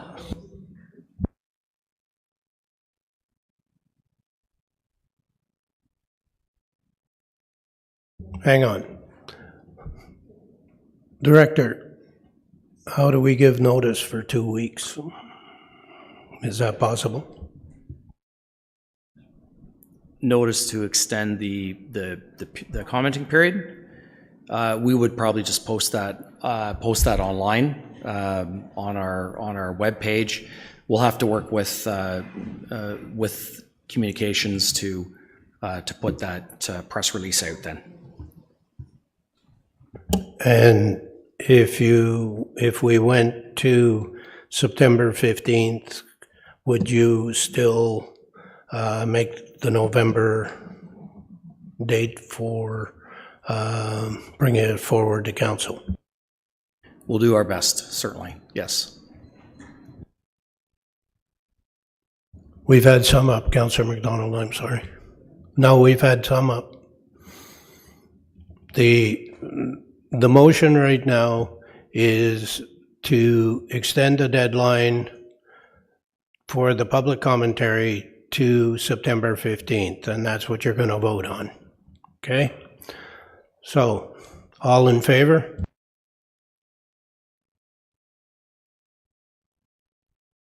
That fails. No. There's 2 online. Yeah. Can we have the hands up? Let's see that again. All in favor? Okay, sorry, I missed Councillor McDonald. That's 5, that passes.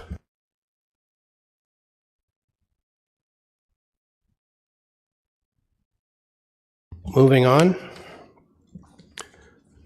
you want to take a break before consent agenda, or do you want to get through it? Just you read this before we go on to reports. What's it? I'd like you to read this before we go on to reports. Can we break for 5 minutes? You want a break for 5? Yeah. Okay, we're going to take a break till 2:45.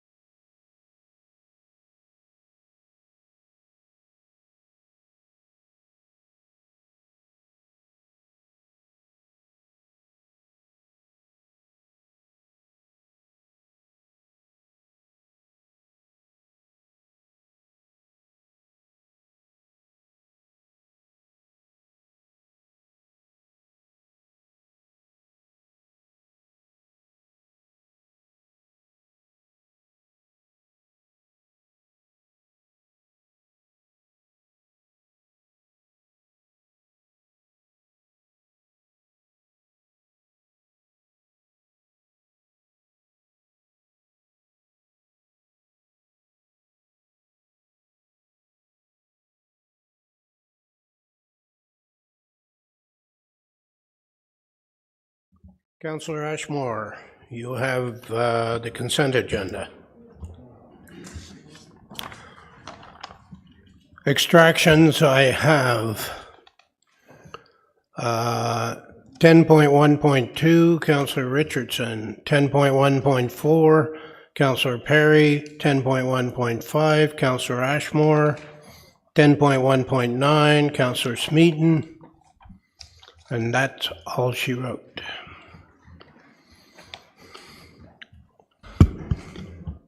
Thank you.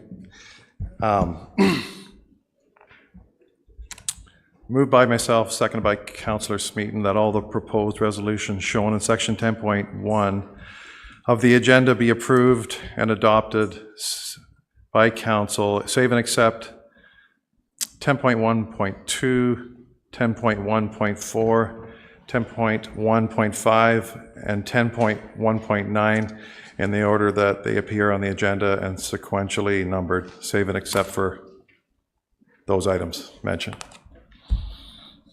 Thank you. All in favor? And that's passed. 10.1.2 is request for encroachment agreement for a sign at Ski Hill Road and Bethany Hill Road. Deputy Mayor Richardson. Thank you, and through you, Mr. Mayor. At this time, I can't support staff decision about denying this encroachment agreement, just for the fact that I've spoke to it previously. There is over 45 years, there's already been a business sign at this location. I made sure I went out and had a drive out there to make sure that there was no issues with sightlines, and there was not. And you know, we are the city of Kawartha Lakes, and we are about promoting businesses as well. So at this time, I can't support this through staff's decision. Do you have? I have a resolution to move forward and grant this encroachment agreement to the business at this time. Sir, do you have a seconder? Councillor Smeaton. Did you wish to speak to it some more? I don't think so. I've summed it up. Basically, I supported it before, and at this time, this is the direction I would like to go. Councillor Smeaton? No need, Mr. Mayor, thank you. So the resolution would be that an encroachment agreement be approved and a sign at Ski Hill Road and Bethany Hills Road be permitted. And that would be at the cost of the proponents. Okay? Motion's on the floor. We have a mover and seconder. All in favor?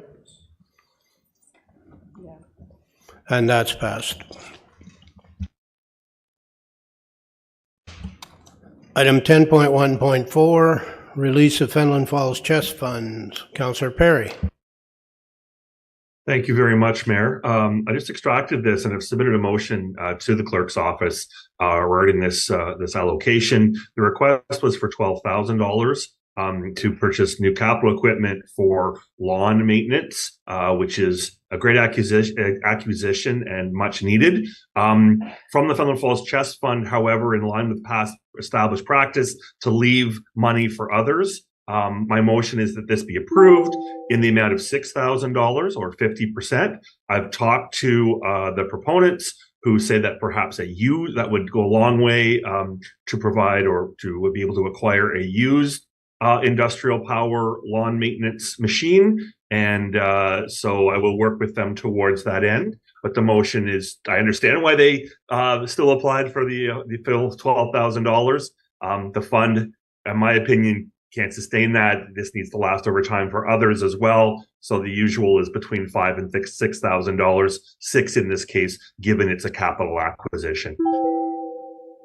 Let's see if we can get you a seconder. Councillor Warren, do you wish to speak to it? Makes sense. There isn't much left in the Fenelon Falls Chest Fund, so I think that's a good call. Director Shanks, would you care to speak to it?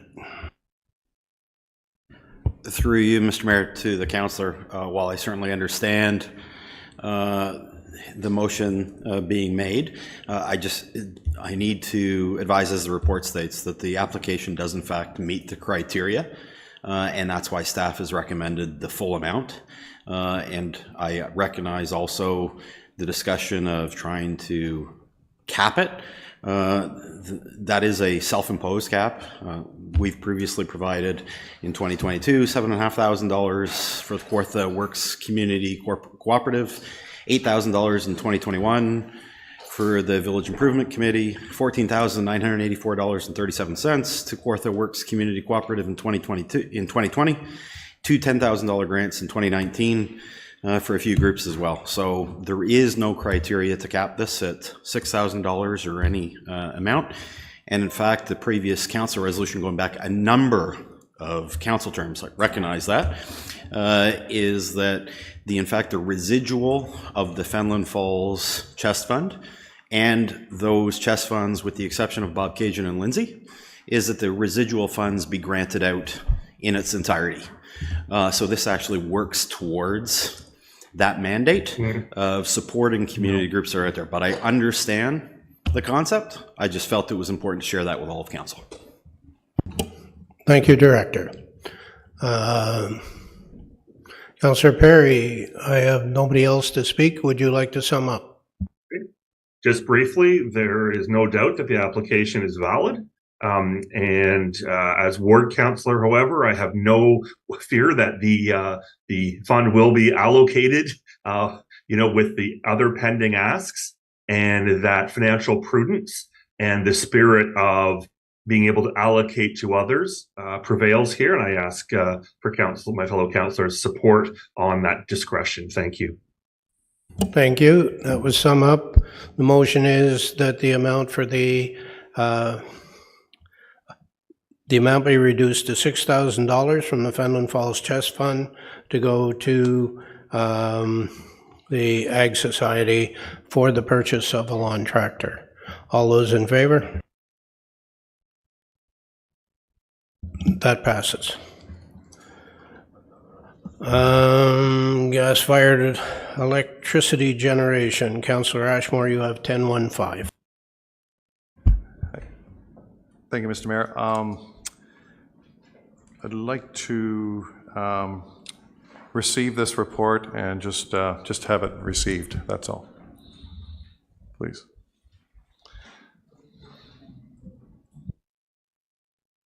Well, the first that would be yes, that the report be received. Is there a seconder? To receive? Yeah. Okay. So you're seconding it, Councillor Warren? Okay, thank you. To receive, all in favor? And that's passed. Anything more on that? Councillor Warren? Through you, I'll move the rest of the report. Is there a seconder for that? Councillor Smeaton? You want to speak to it? Absolutely. I don't, what the presenters let us know today, and we're all aware that, climate change is really a big deal. And we would be adding to the other municipalities that are neighbor municipalities that have done this already to stop gas-powered plants. In the presentation, it was very interesting that when the government decided to stop coal-fired plants, that actually greenhouse gases went down. And now that we're having gas-fired plants, greenhouse gas emissions are going back up. So and also it's very interesting, I talked to some people in the industry also, and they in the gas industry that bring gas to people's homes, and they said, listen, I'm getting so many requests for heat pumps, more so than changing up to a gas furnace. So I think this is the right thing to do. It's just sending support for this resolution to the government. We're not doing anything today to stop it, but it's just a step to bring awareness to the upper levels of government. So I hope you'll support it. Councillor Smeaton, did you want to speak to it? Through you, Mr. Mayor, briefly, just for any of those that, Councillor Warren has spoken to the eco piece of this. And for those that have different sentiments that, and many people do, I mean, this is a hot topic and there's people who feel certain ways. But that wasn't, thank you very much, my next show's at 10. For those that have a different sentiment, I happen to share, you applauded too soon, I happen to share Councillor Warren's. But the point is, in a democracy, people can speak, and that's fine. I second this and encourage this to go through for a very different reason, and that is if people think, when you have an initiative like this that has as much momentum towards a greener place, and you have a provincial government that currently, you talk about being nervous, as a lot of people express they are, and you have a provincial government that is consciously and deliberately playing games and saying, we're going to make this happen, because that makes me just as nervous and passionate as your reasons do, which gives us two good reasons as to why people need to stand up and pay attention and say, wait a minute, no, this is something that has nothing to do with anything other than what may end up being on the front page of the Toronto Star down the road, with other people getting benefits, such as these companies. And this is time to stand up and move forward on the things that we should be moving forward as a responsible government. To me, it's a Simpsons episode taking place, frankly, and I encourage this to go through, and I support Director Hawley 100%. Thanks.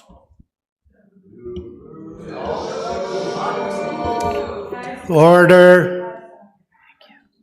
You're allowed to clap. You're not allowed to boo, heckle, etc. So thank you. Councillor Ashmore. Thank you. And through you, Mr. Mayor, I'm choosing, first of all, how this came about. And I've always thought that this is maybe a housekeeping sort of thing, but I always thought that staff were given direction through council as a whole, but this came through the it doesn't matter whether it's the environmental committee or agricultural committee or heritage committee. I'd always thought that it came to council first, and then council gave direction to a director, in this case Director Hawley, to write the report. But anyways, that's fine. Oh, it's here, and we're going to discuss it. So I'm speaking against the motion, and I think, you know, it's good. It's democracy here when we can disagree on some things, and we're not going to agree on everything. So this is where I don't agree. I think we need to have both sides of this story, both sides of this issue. It's not a story, it's an issue, pertinent issue to everybody.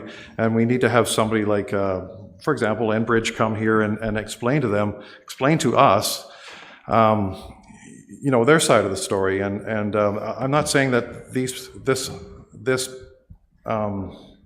committee, the two speakers that came up before, they had good intentions and good people, but however, I think that a lot of the things that were said have to, you know, be discussed here.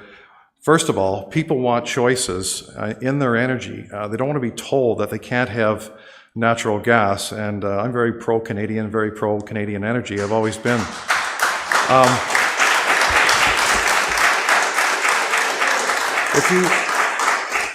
It's mentioned here that Quebec, you would buy hydroelectricity from Quebec. By the way, Quebec was 50 years ahead of us when they did the James Bay project. It was an amazing project what they did. But they do not have extra electricity. They do not have any extra electricity surplus to sell. They need enough what they have in their population. And they also have contracts with Newfoundland and some US states. So I did a little bit of research, so I did. And I went on the Independent Electricity Systems Operator website. So that's the IESO.ca. And as of today, as of 11 o'clock this morning, Eastern Standard Time, because Ontario has two time zones. We have Eastern, most of our provinces in the Eastern time zone, and some of it's in the Central time zone.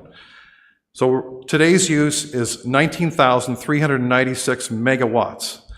A megawatt is 1,000,000 watts. We're using 19,396 megawatts today in Ontario. And today, to get that energy, where we're sourcing that energy, nuclear is providing us today 9,461 megawatts.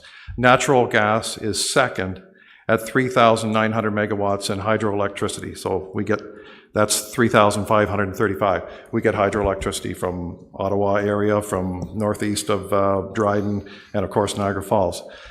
So those are the big three. And then the number 4 is solar, that's 309 megawatts. Wind is 217 megawatts, and biofuels are 17 megawatts. So that it shows that the, you know, to get rid of, to stop building stop building natural gas plants or shutter them would be certainly detrimental to this province. And the IESO told me personally, I told them, they said, if we ever did this, there will be guaranteed rolling blackouts in Ontario, just like California.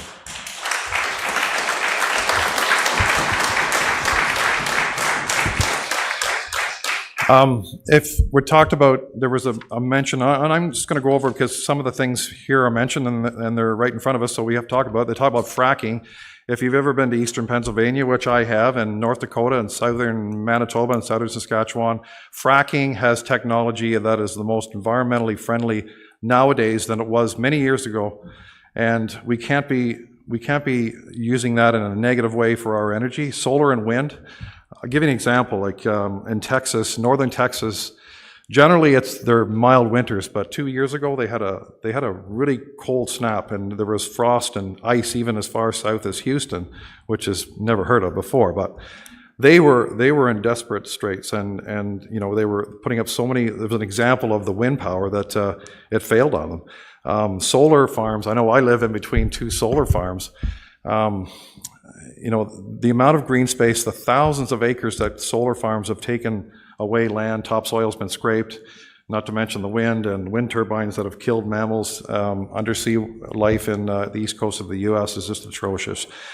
So let me wrap up here. We talk about net zero. I'll give you an example of net zero, what happened in net zero. And it's on a smaller scale, but it does correlate to this country.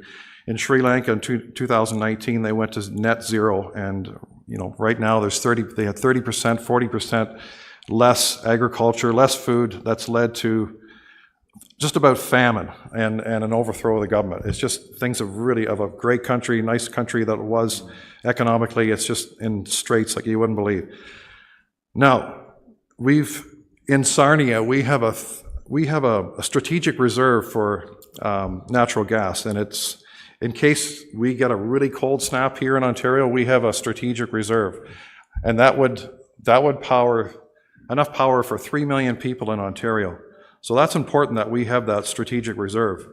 And if we get rid of these gas plants, we're not going to have that strategic reserve anymore. So with gas, everything's underground, and it's good for the environment. The pipeline's underground.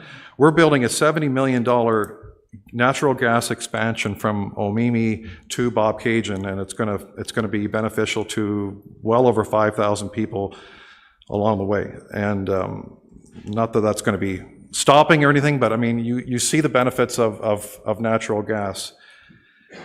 So I just think that I'm tired of seeing our energy being ridiculed and you know, talked down. We should be proud of our natural gas and not.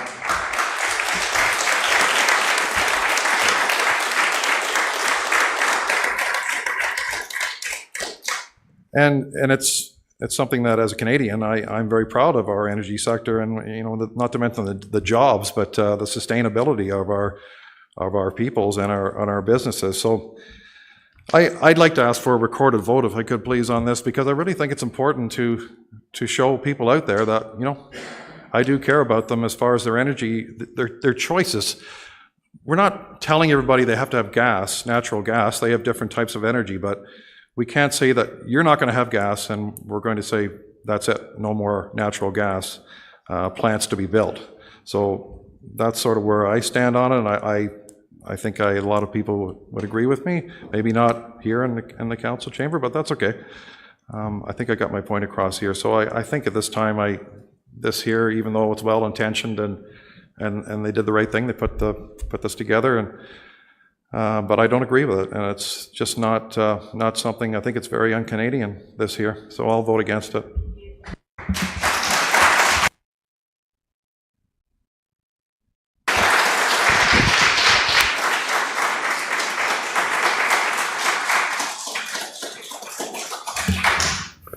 Thank you.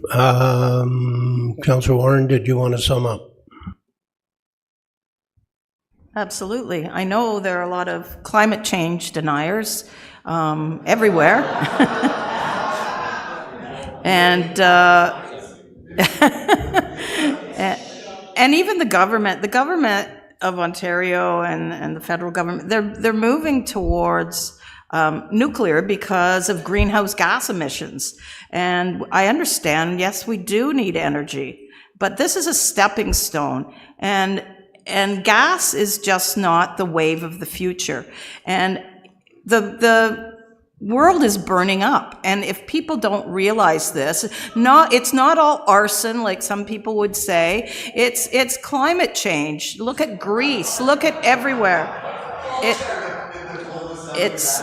Anyway. Quiet. It's real, folks. Climate change is real. And so this is a step towards helping lower our greenhouse gas emissions. We have the Healthy Environment Plan, which also has adaptation in it. And we're going to have to adapt to all the changes that are coming forward because of climate change. We're lucky here, but other areas have not been so lucky. And who's to say that we don't get a big flood? It can just, that's part of climate change. It moves around and we get these huge rivers that just sit there, atmospheric rivers, and then they just let go and they rain and they rain and they rain and they flood. So it is real, folks. And this is just a step. I realize we need, we already have gas. So this is like to stop expansion of gas. And this is a stepping stone. So I hope you'll support the resolution from through Richard Hawley and the Environmental Advisory Committee and all their hard work that they've done. Thank you. Thank you. Madam Clerk, recorded vote asked. Councillor Warren. In favor. Councillor Perry. In favor. Absent is Councillor Yeo. Councillor Joyce. In favor. Deputy Mayor Richardson. In favor. Councillor Ashmore. Opposed. Councillor McDonald. In favor.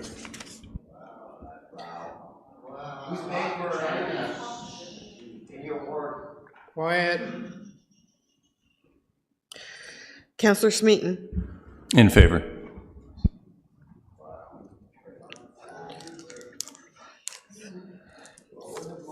Carried.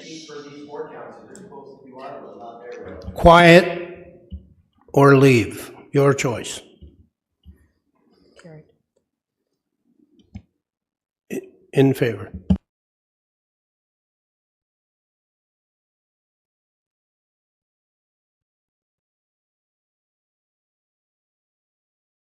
Motion is carried. Next item on the agenda is Councillor Smeaton, 1019, objection to the proposed heritage designation, 1011 Portage Road. Thanks, Mr. Mayor. Through you, I'd like to move that report ED 2023-043, objection to the proposed heritage designation of 1011 Portage Road, Geographic Township of Eldon, also known as Sir William Mackenzie Estate, Cultural Heritage Landscape, be received, and that a notice of withdrawal be issued in relation to the proposed designation of 1011 Portage Road, Geographic Township of Eldon. Is there a seconder? Councillor McDonald. Councillor Smeaton, do you wish to speak to it? Thanks, Mr. Mayor. On behalf, certainly of myself, but also Councillor Yeo, who couldn't be here today. This is in his ward, and he's aware that I would extract that. For me, it's pretty cut and dry. This one is a situation where we have people who are hoping to be, and have shown they are willing, participants of proprietary in an area that they're wonderful new people to the area. They bought a home and they simply don't want this to be designated heritage for all that comes with that. Some of the counters to it, of course, would be, that people are concerned that there may be development down the road and that they could, if this designation doesn't take place, we all know what goes with that. I have every reason to believe that that's not the case. That was supported by their deputation today, which I feel very confident that there's no need to give this a heritage designation. I'll let others speak. Thanks. Thank you. Emily, I'll get to you in a minute, okay? Who seconded that? I did. Councillor McDonald, do you want to speak to it? Yeah, through you, Mr. Mayor, yes. I'm also in the belief that we can't be just going around and telling people that we want your house heritage when you hear from the owner to say that I don't want to be heritage. They spent over $1 million so far in their building, and they aren't planning on building, and we all know in Kirkfield is not going to be a big high-rise going up soon there. So I support Mr. Smeaton, and I think that we should remove that from the request from Emily Turner and make it non. So, thank you. I got to hear from Emily before we go to the rest of council. Okay, Emily, you've heard the motion. Would you like to comment?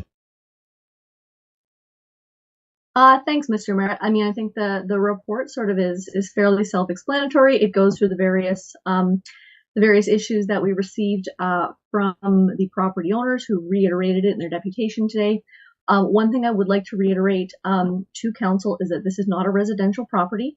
Although the owners are currently living in it, it is commercially zoned, which means that under the strategic framework that we developed earlier this year and presented to council, it is one of our priorities for designation under Bill 23. So despite their current use of it, it does remain a commercial property. Thank you. Could you clarify one thing for me, please? Does this have federal heritage status, and what does that mean? So the answer to that question is kind of. So the federal heritage framework is very different from how municipal and provincial heritage frameworks work. So the Historic Sites and Monuments Board does identify property, people, and events which have historic value to Canadian life. And they do that pretty much every year. They go through and identify different ones. So in 1977, Sir William Mackenzie was identified as a person of national historic significance. And when a person of national historic significance is identified by the Historic Sites and Monuments Board, they also identify an associated property with that designation. So this property is the property associated with the Sir William Mackenzie designation. So it's a very different framework to how we do it. So in Ontario, we can't identify historic persons. We can only identify properties. So they split it up a little bit in ways that we can't. In terms of what this means for the property owners, it effectively means nothing. So federal heritage designation has absolutely no bearing on what an owner can and cannot do. It's really just kind of a check mark saying, oh, something historic happened here. In terms of tearing the property down, if they were to apply for a demolition permit, the federal association with the property would have absolutely no bearing on that. So there's definitely lots of instances where properties that are associated with some of these other federal designations are torn down, and municipalities really have no statutory recourse unless it is also designated under the Ontario Heritage Act. Thank you. Question for Director Hawley, perhaps. If it's designated a commercial property, but people are living in it, does it require a rezoning, or can you actually live in a commercial property? To the mayor, I would have to check what the zoning bylaw says. I did do some checking, and the property is entirely within the hamlet of Kirkfield. So it has, the whole property has a hamlet designation. So it has the entire property has development rights. So it's possible that there could be some additional development on that, but I would have to check exactly what the zoning does or doesn't allow for that property. Thank you. No, sorry, it's council's time. Councillor Warren. Through you, Mr. Mayor, to Emily, we've had a few of these come forward, heritage designations. It's all pretty negative. So I'd like to hear from you, what are the positive aspects of designating heritage buildings, especially for people who own them? So I understand there are grants, there are other things. We just hear all the negatives. Are there any positives? For sure. Through you, Mr. Mayor. Thanks very much for the question. So yes, there are some specific, some positives for property owners with heritage designated properties. So particularly in Kawartha Lakes, we do have a grant program for heritage designated properties. This grant program, our heritage designated property grant stream, is not available to properties that are not heritage designated, even if they're old. So we do occasionally have people who ask about it. If their property is not designated, they're not eligible. This grant stream allows property owners to use some money provided by the city to do restoration, to do work on their property, recognizing that historic properties do have some cost associated with them, whether they're designated or not, that more modern properties don't. So just from kind of a pocketbook standpoint, that's often a very big help for designated property owners, and certainly one that property owners are very keen on accessing. One of the other items that property owners often cite to me is something that they see as a major designation, or a major positive of designation, is that many designated property owners put a lot of work into their properties. They're very proud of them. They're very proud of the work that they've done. And they want to ensure that when they sell that property and when it belongs to somebody else down the road, that work is preserved. So for many property owners, designation is a sense of security that the stewardship and care that they've put into a property is going to be preserved, 10, 15, 20 years on down the line.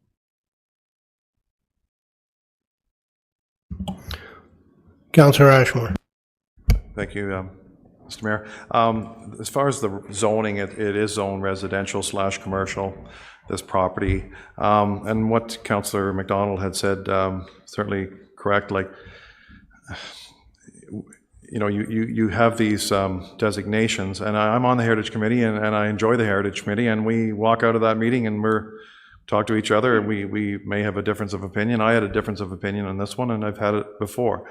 But you cannot force people to be designated if they don't want to, and I don't think it was forced on them, but it was in a way. But and I know one of the things that we've been trying to I guess improve upon is how we break the news to people that it's been designated. Some take it differently, some embrace it, but the main thing is that they get notification of what happens in the committee. I mean, we vote in the committee, but I didn't vote to support this, but I vote to support many other things. So, but I think that, it demonstrates that people come here and they wish not to have this designated, and we have to, abide by that. And I think that's what we're doing here. So it has a federal it has a federal plaque. It's sort of like if you go to Leaksdale, not far from here, Lucy Montgomery,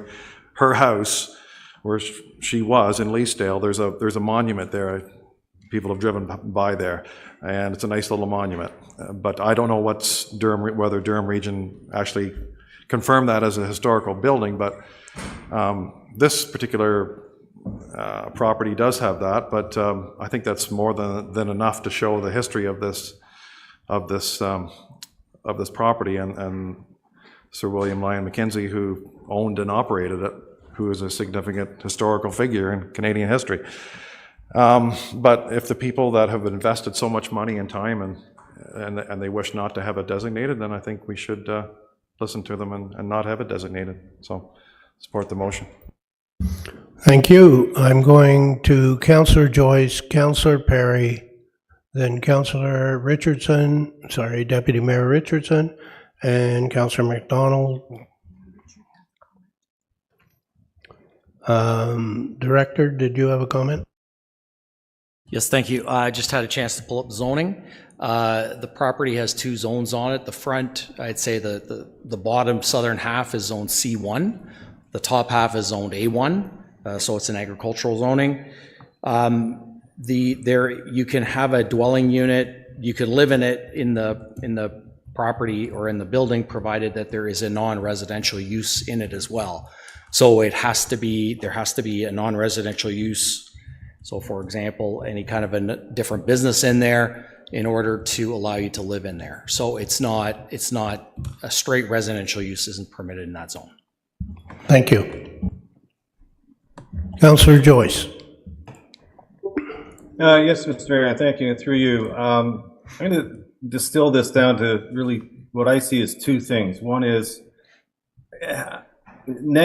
current negative consequences to the current owners, and that hasn't been demonstrated to me yet, unless I've missed something. The second thing is the future. They won't live there forever. It's all about, well, what's going to happen to the next ownership and protecting that building in the future. So if someone can tell me what the real negative consequences are for designating this now that harms the current owners. That hasn't been shown to me yet.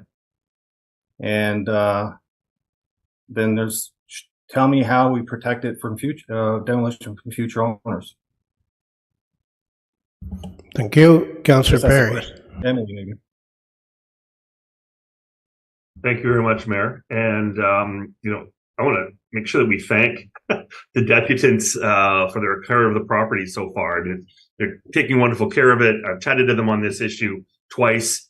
I just don't think it's as clear cut as perhaps it's being represented. Thinking about this a lot, no one's kind of just telling anyone what they have to do with their property. Here we have a case where this isn't a condo, or just a regular home. The deputants have purchased the Sir William Lyon Mackenzie Inn. Just by looking at it, it's clearly heritage. There's a legacy there. And it's not, of course, I think we've already said that we don't trust the current occupants. Absolutely. They sound very credible, that they take the legacy seriously. That's not in doubt. But as Councillor Joyce just mentioned, life intervenes. Sometimes things have to be sold. And, the community also has an interest in this property. That's the thing. It's the Mackenzie estate. So there's a community moral ownership here and a common good that I believe have an interest in this inn as well because of its history and its value to the community. Is it going to get developed? I don't know.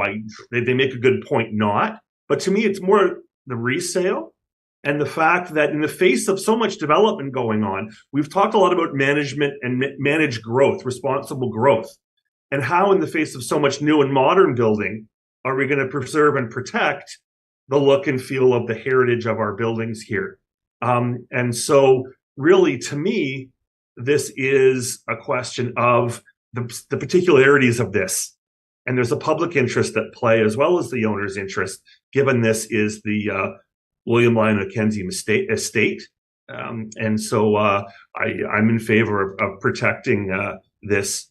As Councillor Joyce said, I don't see a huge downside. The current residents have said they want to have their children live there as well. But apart from the particulars, these are really case by case. And to me, this is one of the rare cases where there's a public interest to be served as well with the history, the community value of somewhere like the Mackenzie Inn. And I encourage us to protect this valuable public community historical asset moving forward.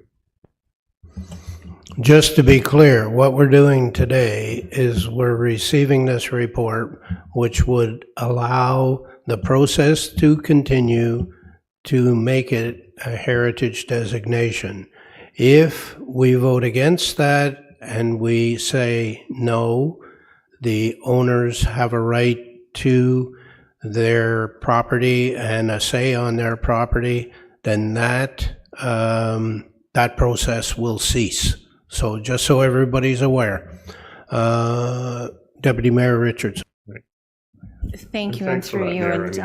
and Sorry. Councillor Perry there. We good?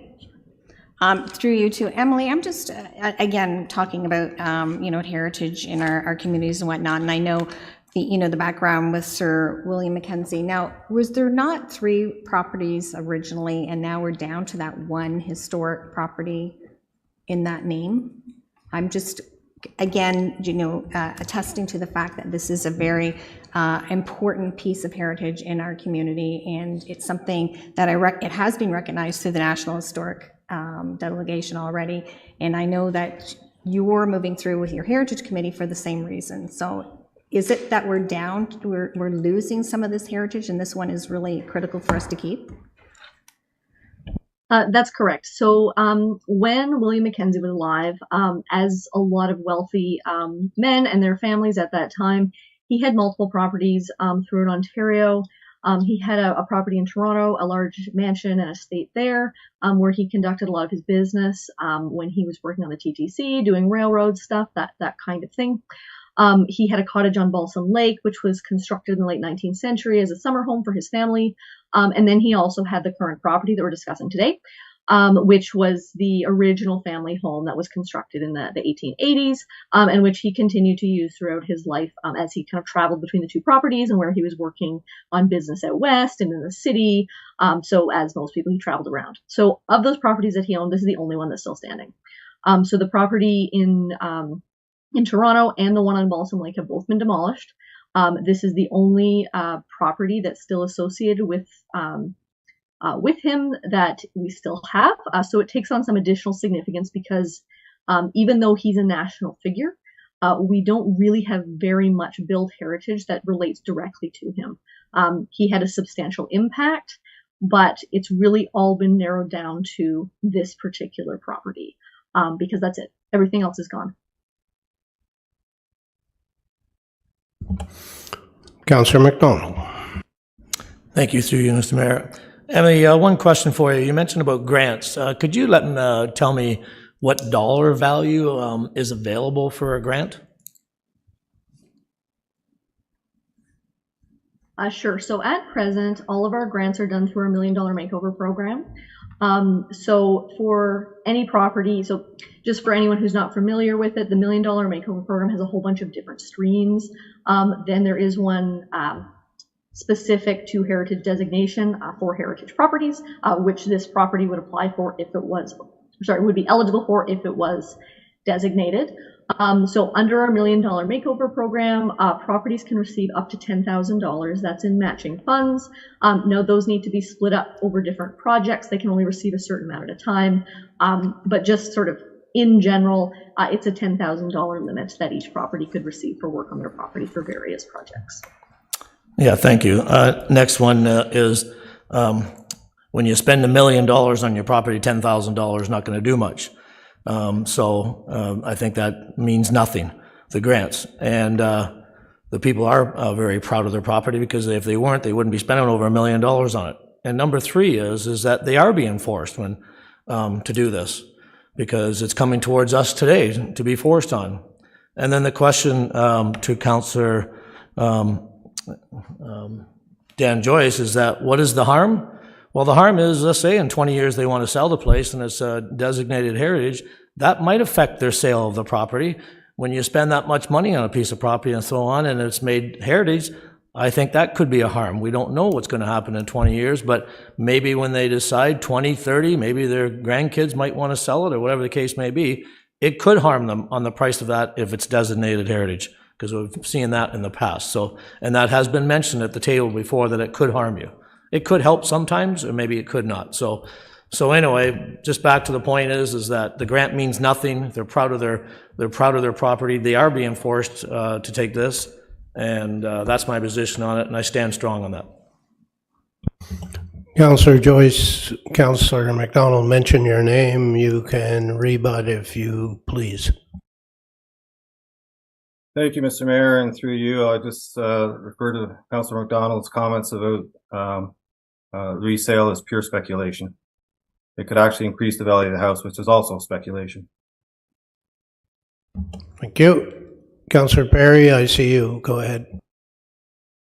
For a second time, just briefly, we also, again, missing from that formula is the protection for the community and the community interest. If it gets sold in 20 years and someone not as well-intentioned and well-stewarding as the current owners buy it, decide to put up some different houses, change the entire facade, that's a risk we have to calculate into this particular property. Thank you. Councillor Warren for a second time. Through you, Mr. Mayor, yes, I ditto that, and if we don't start going through the process, it may never happen, and it could be lost in 20 years. Who knows what development can go forward, as we heard from the director of planning. So I support it. Thank you. Thank you. Councillor Smeaton, do you want to sum up? Sure, thanks, Mr. Mayor. Through you. This notice of withdrawal that I'm suggesting complements Councillor McDonald's acknowledgement of rights. And I think it gives this a chance for this council to be shown as a progressive council. I'm hearing words like speculation. Yeah, speculation that these people won't take care of it as it is also speculation. And I also hear protecting the community. I'm going to give a scenario that maybe will help shape a little bit as I sum up. We're all afraid of the one outcome, and that is that these people decide at some point to sell, and at some point a developer comes in. But we're going to hear about an Ontario Health Team in a little bit, and we're going to hear a lot more and more about affordability, a word that, by the way, our current provincial government won't even define for us. What if that property does become sold and it offers an opportunity for us to build something like a retirement center on this giant colonial property that we're celebrating? Well, I can tell you one person who'd be thrilled. It'd be Mackenzie. If you look at his track record from about 1930 to 1940, he'd be thrilled to know that that giant plantation of a property maybe someday is going to be severed into something that actually benefits the community en masse. It might be something that satisfies a need because we didn't designate it. So thinking outside the box is a point now, because actually that is a massive property that celebrates a male politician from the 1930s. So there's that little angle of it too. I'd like us to really think about what we're designating here. Number two, as I said earlier, the people want to, they've paid an enormous amount of money and selfishly an enormous amount of taxes, and I'd like to keep them there. And I don't think we should be walking around saying that we're going to designate this, simply on the human rights element of it all. They bought a house, they want their house, and if they sell, I hope that whichever council it is, when they do sell, is strong enough to step in at that point and articulate one of the many options that they will have to still preserve that land and use it for planning forward. So I don't see this as the big bad wolf that people are painting it out, and I stand behind the motion. Thanks. Thank you. That was sum up, Councillor Ashmore. I'm going to ask for a recorded vote, please. Recorded vote required by Councillor Ashmore. So the motion is to remove from the heritage designation the Sir William Mackenzie estate.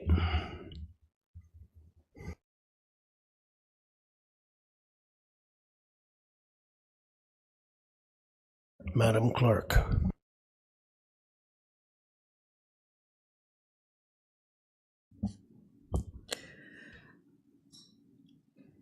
Councillor McDonald. Yes to remove. Councillor Perry. Opposed. Councillor Yeo is absent. Councillor Joyce. I'm opposed. Deputy Mayor Richardson. Opposed. Councillor Ashmore. In favor. Councillor Warren. Opposed. Councillor Smeaton. In favor. Mayor Elmsley. In favor. Tie vote. Therefore it lost. Tie vote means you lose. So you've lost that motion. So it will be, we now need a motion to receive for information, which will allow this to go forward Emily, I'm correct that this will come back to council once you've done all your work, and it will come back to council to be designated, is that correct? No, that's not correct. The bylaw for the property is on this council agenda, so this is it. If council would like some additional work to be done on this particular one, for example, we could have additional conversations with the property owner to massage the bylaw a bit, which is certainly something that that staff are willing to do. This motion could be passed and then the bylaw pulled for another council meeting if that's something that council would prefer. But if council just receives a report for information, the bylaw designating this property is in the bylaws section of this agenda. So we get a motion to receive and ask that staff continue conversations with the property owners so that what would be the purpose of further conversation? The purpose of further conversation is really just a goodwill gesture to the property owner since they obviously do have some concerns and objections. If council does decide they want to designate this, but they would like to see a few things changed in the bylaw, it's a goodwill gesture that staff can do to help make the property owner more on board with the designation as it's written. And do they have any other means of appealing or objecting to the designation? Yes, so once the bylaw is passed, which council can either do at this meeting or the future meeting, the owners of the property can appeal the designation to the Ontario Land Tribunal, so which would escalate the designation and the appeal to that particular level. Thank you. So can I get a motion to receive and instruction to staff to continue conversation with the property owners? Deputy Mayor Richardson, Councillor Warren, any discussion on that? Go ahead. Through you, Mr. Mayor. So what Emily said, changing some of the bylaw after talking with the owners to make it more palatable. So you said that the bylaw is in our package today, so isn't that kind of putting the cart before the horse if there's going to be conversation with the owners? You can extract the bylaw. Okay, that'll do. Thank you.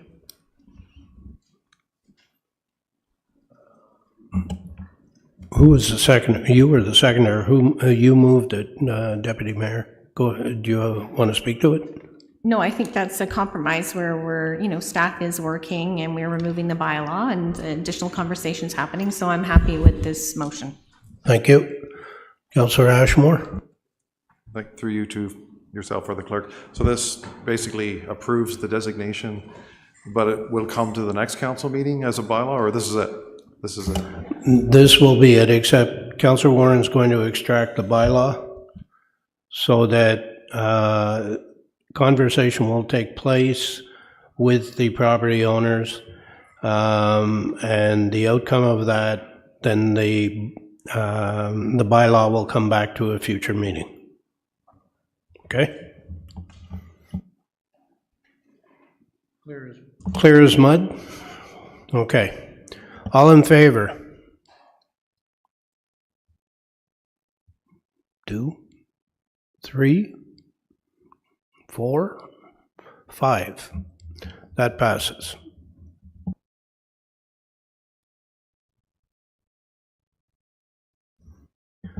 Okay, moving on.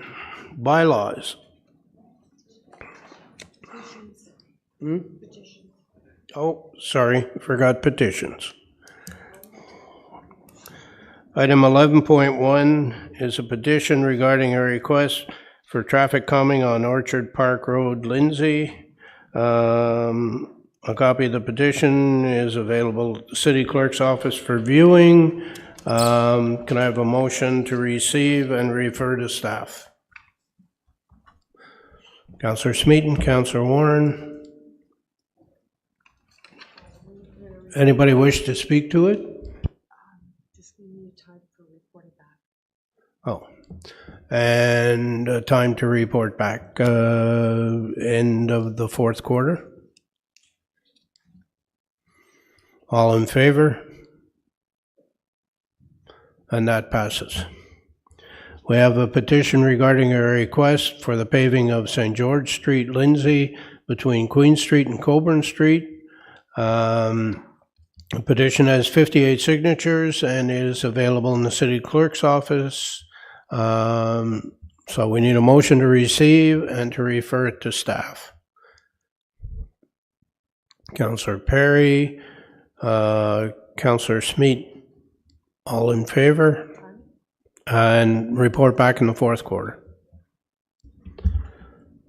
Last one, 11.3, petition regarding the paving of Killarney Bay Road, former Fenland Township. A copy of the petition is available at the city clerk's office. That's yours, Councillor Perry, and I think you wanted to speak to it. That's correct, Mayor. Thank you very much. Again, this petition comes with the need to fix Killarney Bay Road urgently. The petition from local residents was signed by 87 of the 88 residents, and I've circulated a motion in advance with the clerk's office that this be received and that the paving of Killarney Bay Road be referred to the 2024 budget process as a decision unit in the capital budget. Thank you. Is there a seconder for that? Councillor Warren. I assume you just spoke to it, so Councillor Warren, did you want to speak to it? Okay. Councillor McDonald? Yes, I'm also in support on this too. I travel that road a bit, and they just did some smearing to the road a week ago. They put so many patches on it for the last couple of years, they probably could have paved the whole road by now, but anyway, I support this to be brought up and get it done. Councillor Smeaton? Sorry, Mr. Mayor, just when you're finished, I wanted to point out I had my button on to speak to the St. George petition, but it's fine. Just if we can do before they all wrap up, that's all. Thanks. Okay. Councillor Perry, Councillor Ashmore, did you want to say something? Yes, just regarding these petitions, and they're great, and support them all. We changed in the last, I guess, year or so. I'm in favor of putting all these pages online because, you know, today's agenda, we have 401 pages. Sometimes we have 900 pages, but I think it's really important that all these pages be scanned and put on for in the agenda, because these people take their time to write signatures on, and they do it on the template. They write their signature, their email address, their phone number, and I think we owe it to them to print the full petition on our website, because they wanted that out there, and we've included this. We've passed all these, and we support all of these petitions. But that's I don't say a beef, but I mean, I think it's my suggestion that we go back to putting all the names on. I think it's a good idea. I just wondering if we could do that, perhaps, or if you need a motion for that, or just for in the future. I will have a discussion with the clerk's department and get back to you.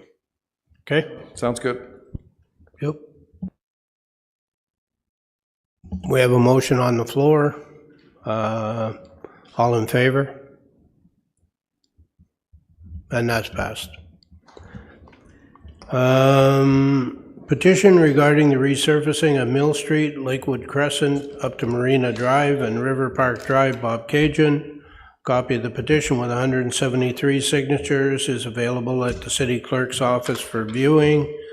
Need a motion to refer to staff and whatever else you want. Councillor Warren?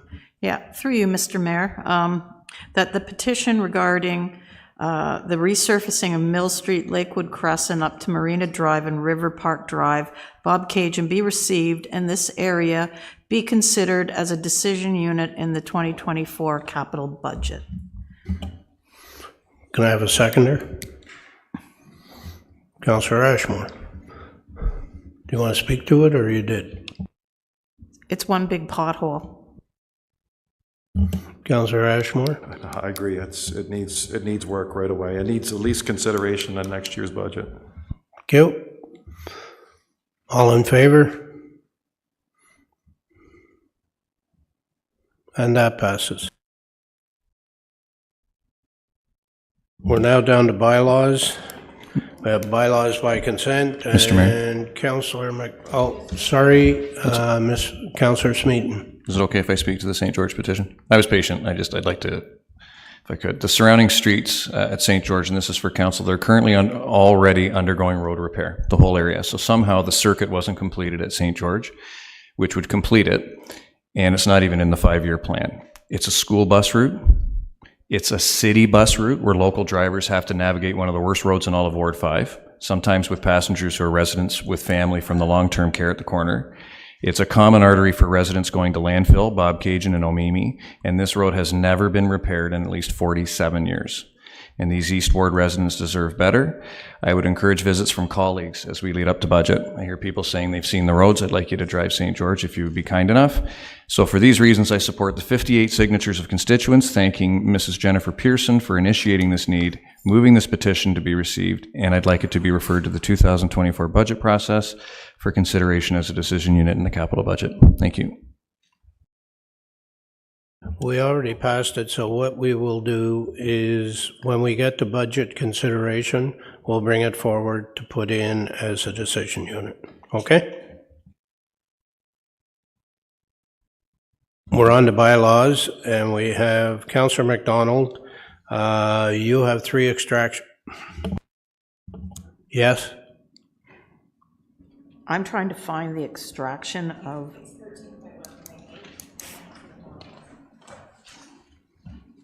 Okay, so you're going to extract that. Okay, thank you. I don't have to make a motion.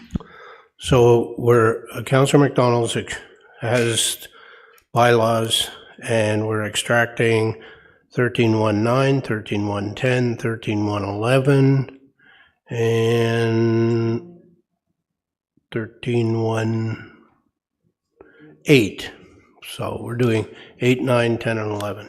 So do you want to do the bylaws, Councillor McDonald?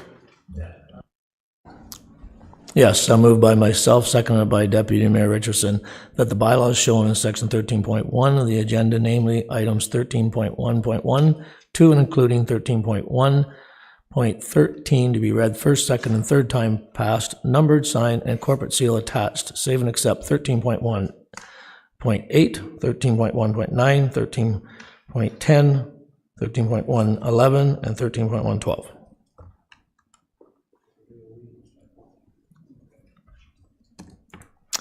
The question I have on that well, just a sec. Sorry.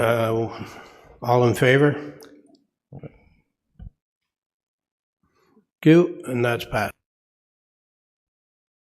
Over to you for 13.18. No, that was the one that was extracted. That was the Sir William one that was passed. So the motion to that is to defer it until after the conversation by Emily Turner with the defer. Okay. So motion to defer till such time as staff, till staff bring it back. So Councillor McDonald, you're moving that, and Deputy Mayor Richardson. All in favor? Yep. All in favor? And that's passed. So now we're on to 1319. Yes, through you, Mr. Mayor. Yes, I have a question on the 4 of them, kind of all together. Is that it was 4 bylaw officers being hired, and I just wanted to know if any one of them are, or if all of them are short-term rental bylaw officers that were supposed to be hired during the summer. That was my question. Is Manager Sloan online? So the clerk will try and answer the question. I believe it's a replacement. One is a replacement, and the other is a licensing officer that will be responsible for short-term rentals. Along with that is the same person as a weed inspector. So they'll be responsible for doing weed complaints. Okay, my concern with that is it's nowhere noted that it's STR, and if we're going to hire short-term rentals, I'd like to have it a little more designed to say that these people are working on short-term rentals. Maybe if they aren't busy, I guess they can work on something else, but I'd certainly like to see there was a lot of work put into the short-term rentals, and it's requested and passed that we hire 4 bylaw officers, or 3 bylaw officers and 1 person in the office, but nowhere does it say in there. So I'd like to have it known that I'd like to have a little more information on those 4, and if they are, and what relation to they are to the short-term rentals. So there's only 2, and one is a replacement. One is a senior licensing officer, and part of their job description is the short-term rentals. Which one's that?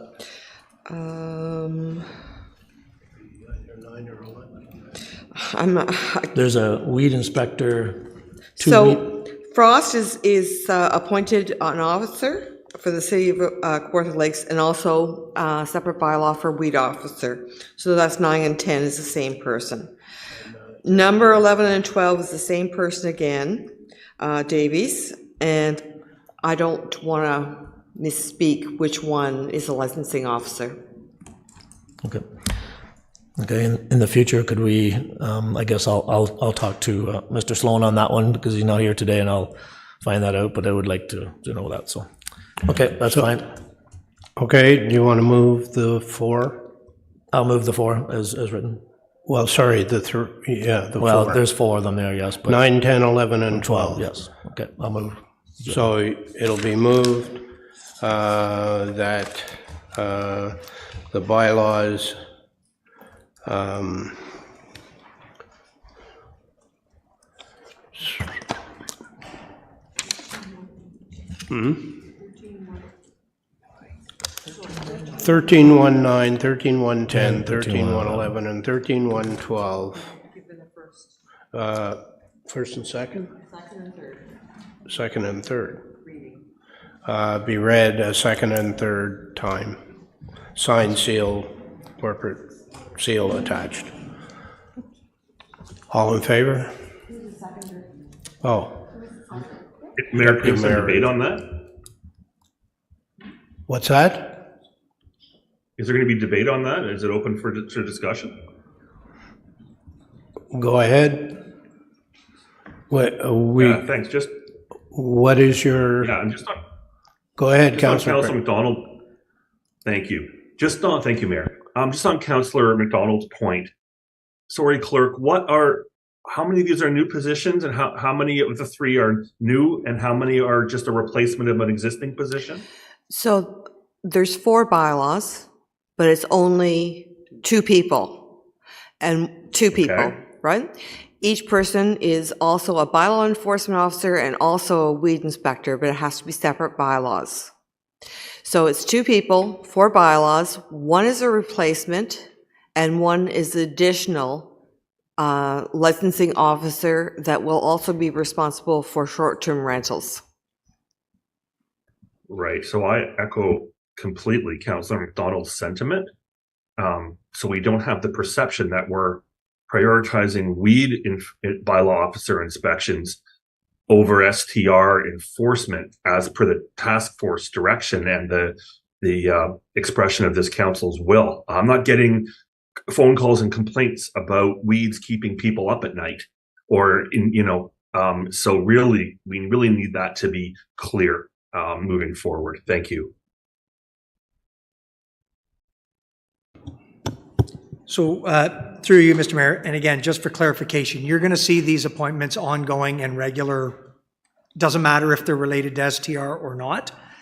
We certainly will go back and provide you with an update on which ones are focused in that program. the designation or appointment of a municipal law enforcement officer. Essentially what the bylaw does is allows them to enforce all of your bylaws that you are passing, inclusive of the STR licensing bylaw and program. And we would apply that to every municipal law enforcement officer, even though council has directed that there be one dedicated, a licensing and an administrative body as well. Similarly, the weed inspector is a separate and distinct appointment. You have to do it separately.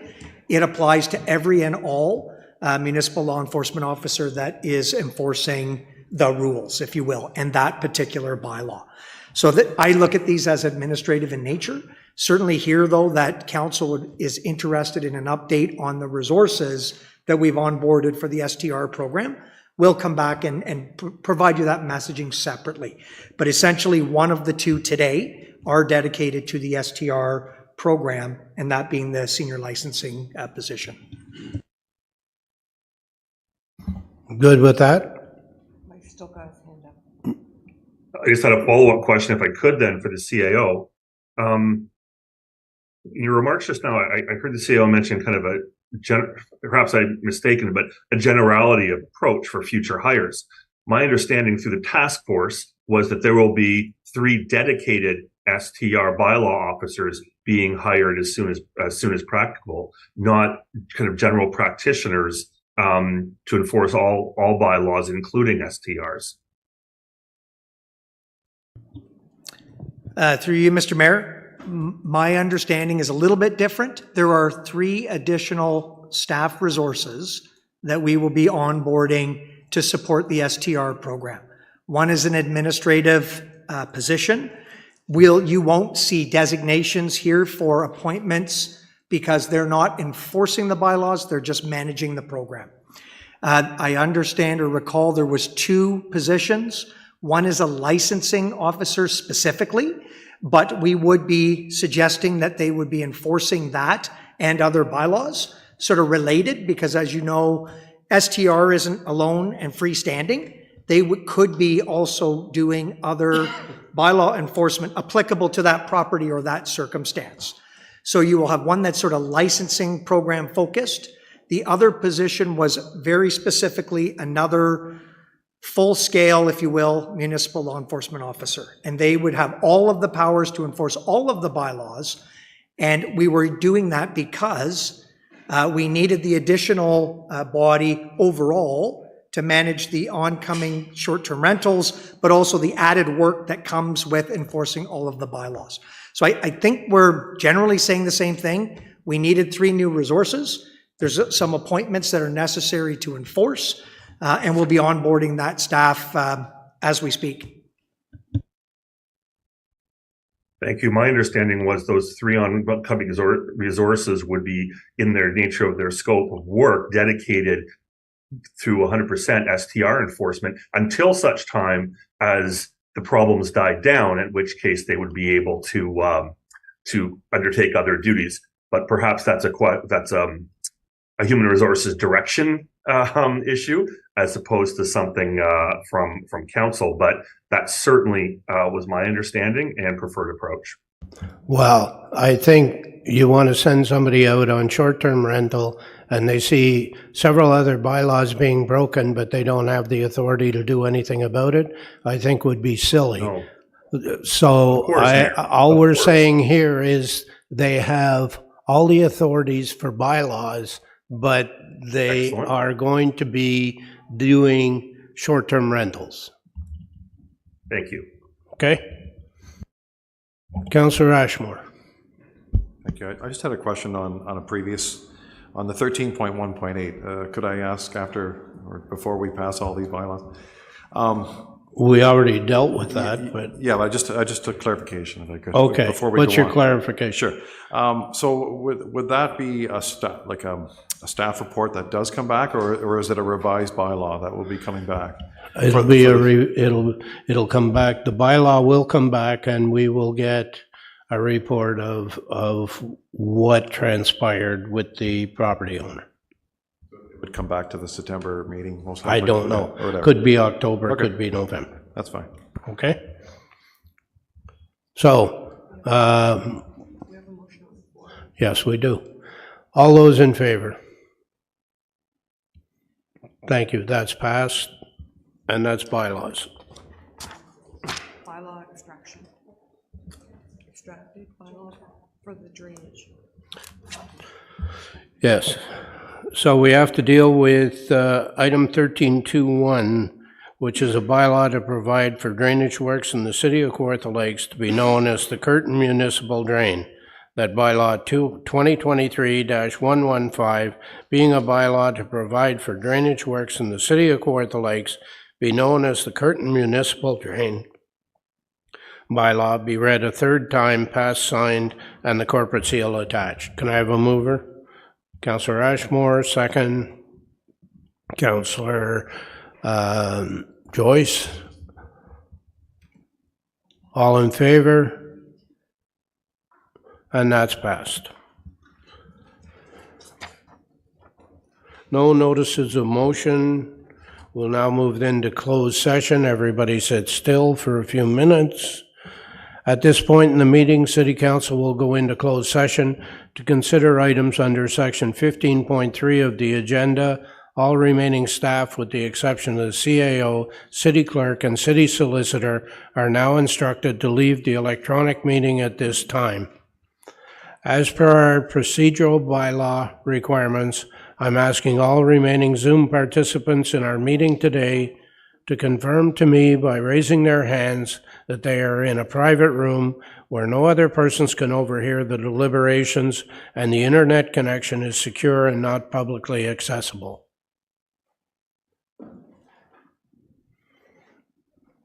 Thank you. Can I get a mover and seconder for the following motion? The council convene into closed session.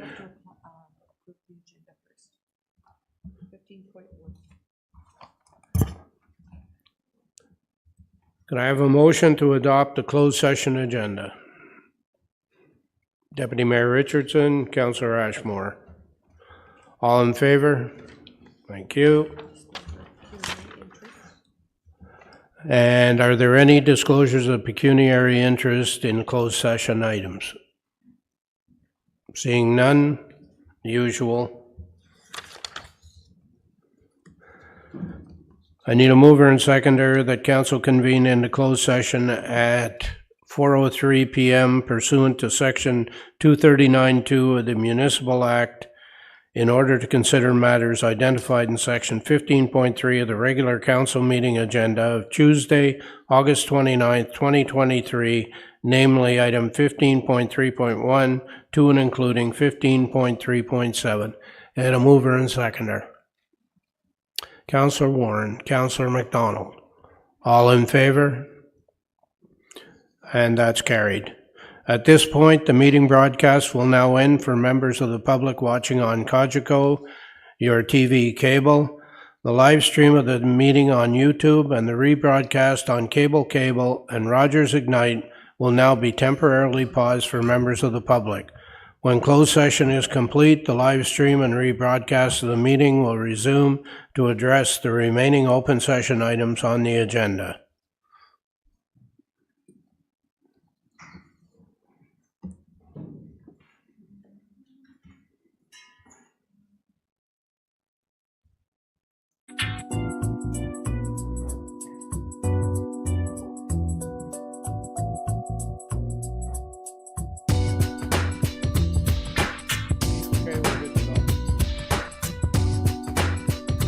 We'll come back.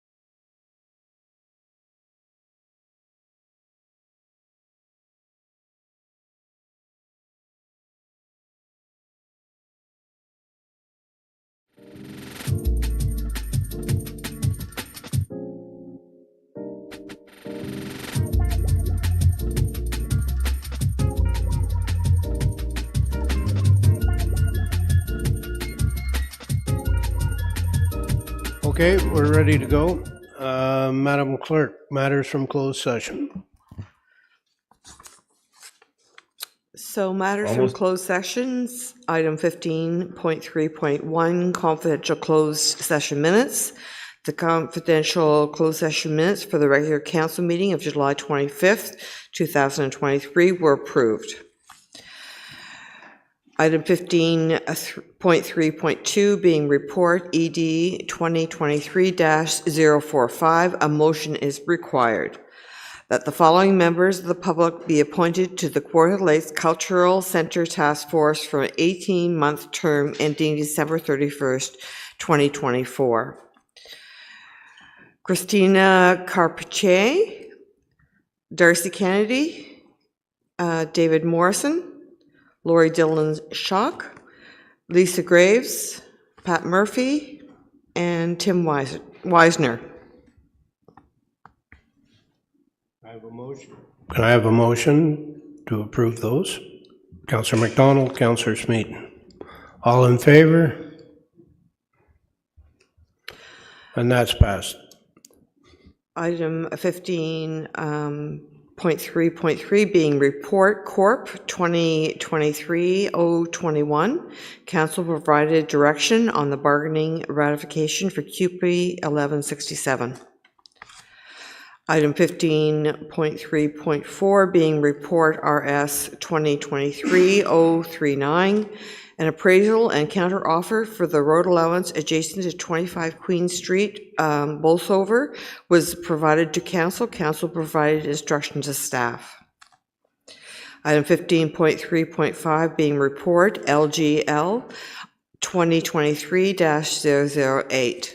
The city solicitor provided information and advice to council respecting the appeals to the City of Quarter Lakes Official Plan 2012 Amendment 16, Lindsay Secondary Plan, 15 Fenton Falls Secondary Plan, 14 Bob Cajun Secondary Plan, 17 Omimi Secondary Plan, and 18 Woodville Secondary Plan, being Ontario Land Tribunal case number OLT-22-002091. Council provided instruction to the city solicitor. Item 15.3.6 being report LGL 2023-009. The city solicitor presented information to council for its consideration pertaining to an appeal to the Ontario Land Tribunal of the decision of the city by the owners of part of lots 7 and 8, concession 6, Gray Road, the Binnies. Council provided instruction to the city solicitor. Items 15.3.7 being report LGL 2023-010. The city solicitor presented information to council for its consideration pertaining to an appeal to the Ontario Land Tribunal for the non-decision of the city pertaining to the site plan application by owners of Block 39, Concession 6, Plan 57M-789 Skyline Real Estate Holding, Inc. Council provided instruction to the city solicitor. Thank you. Councillor Warren, you have a confirming bylaw?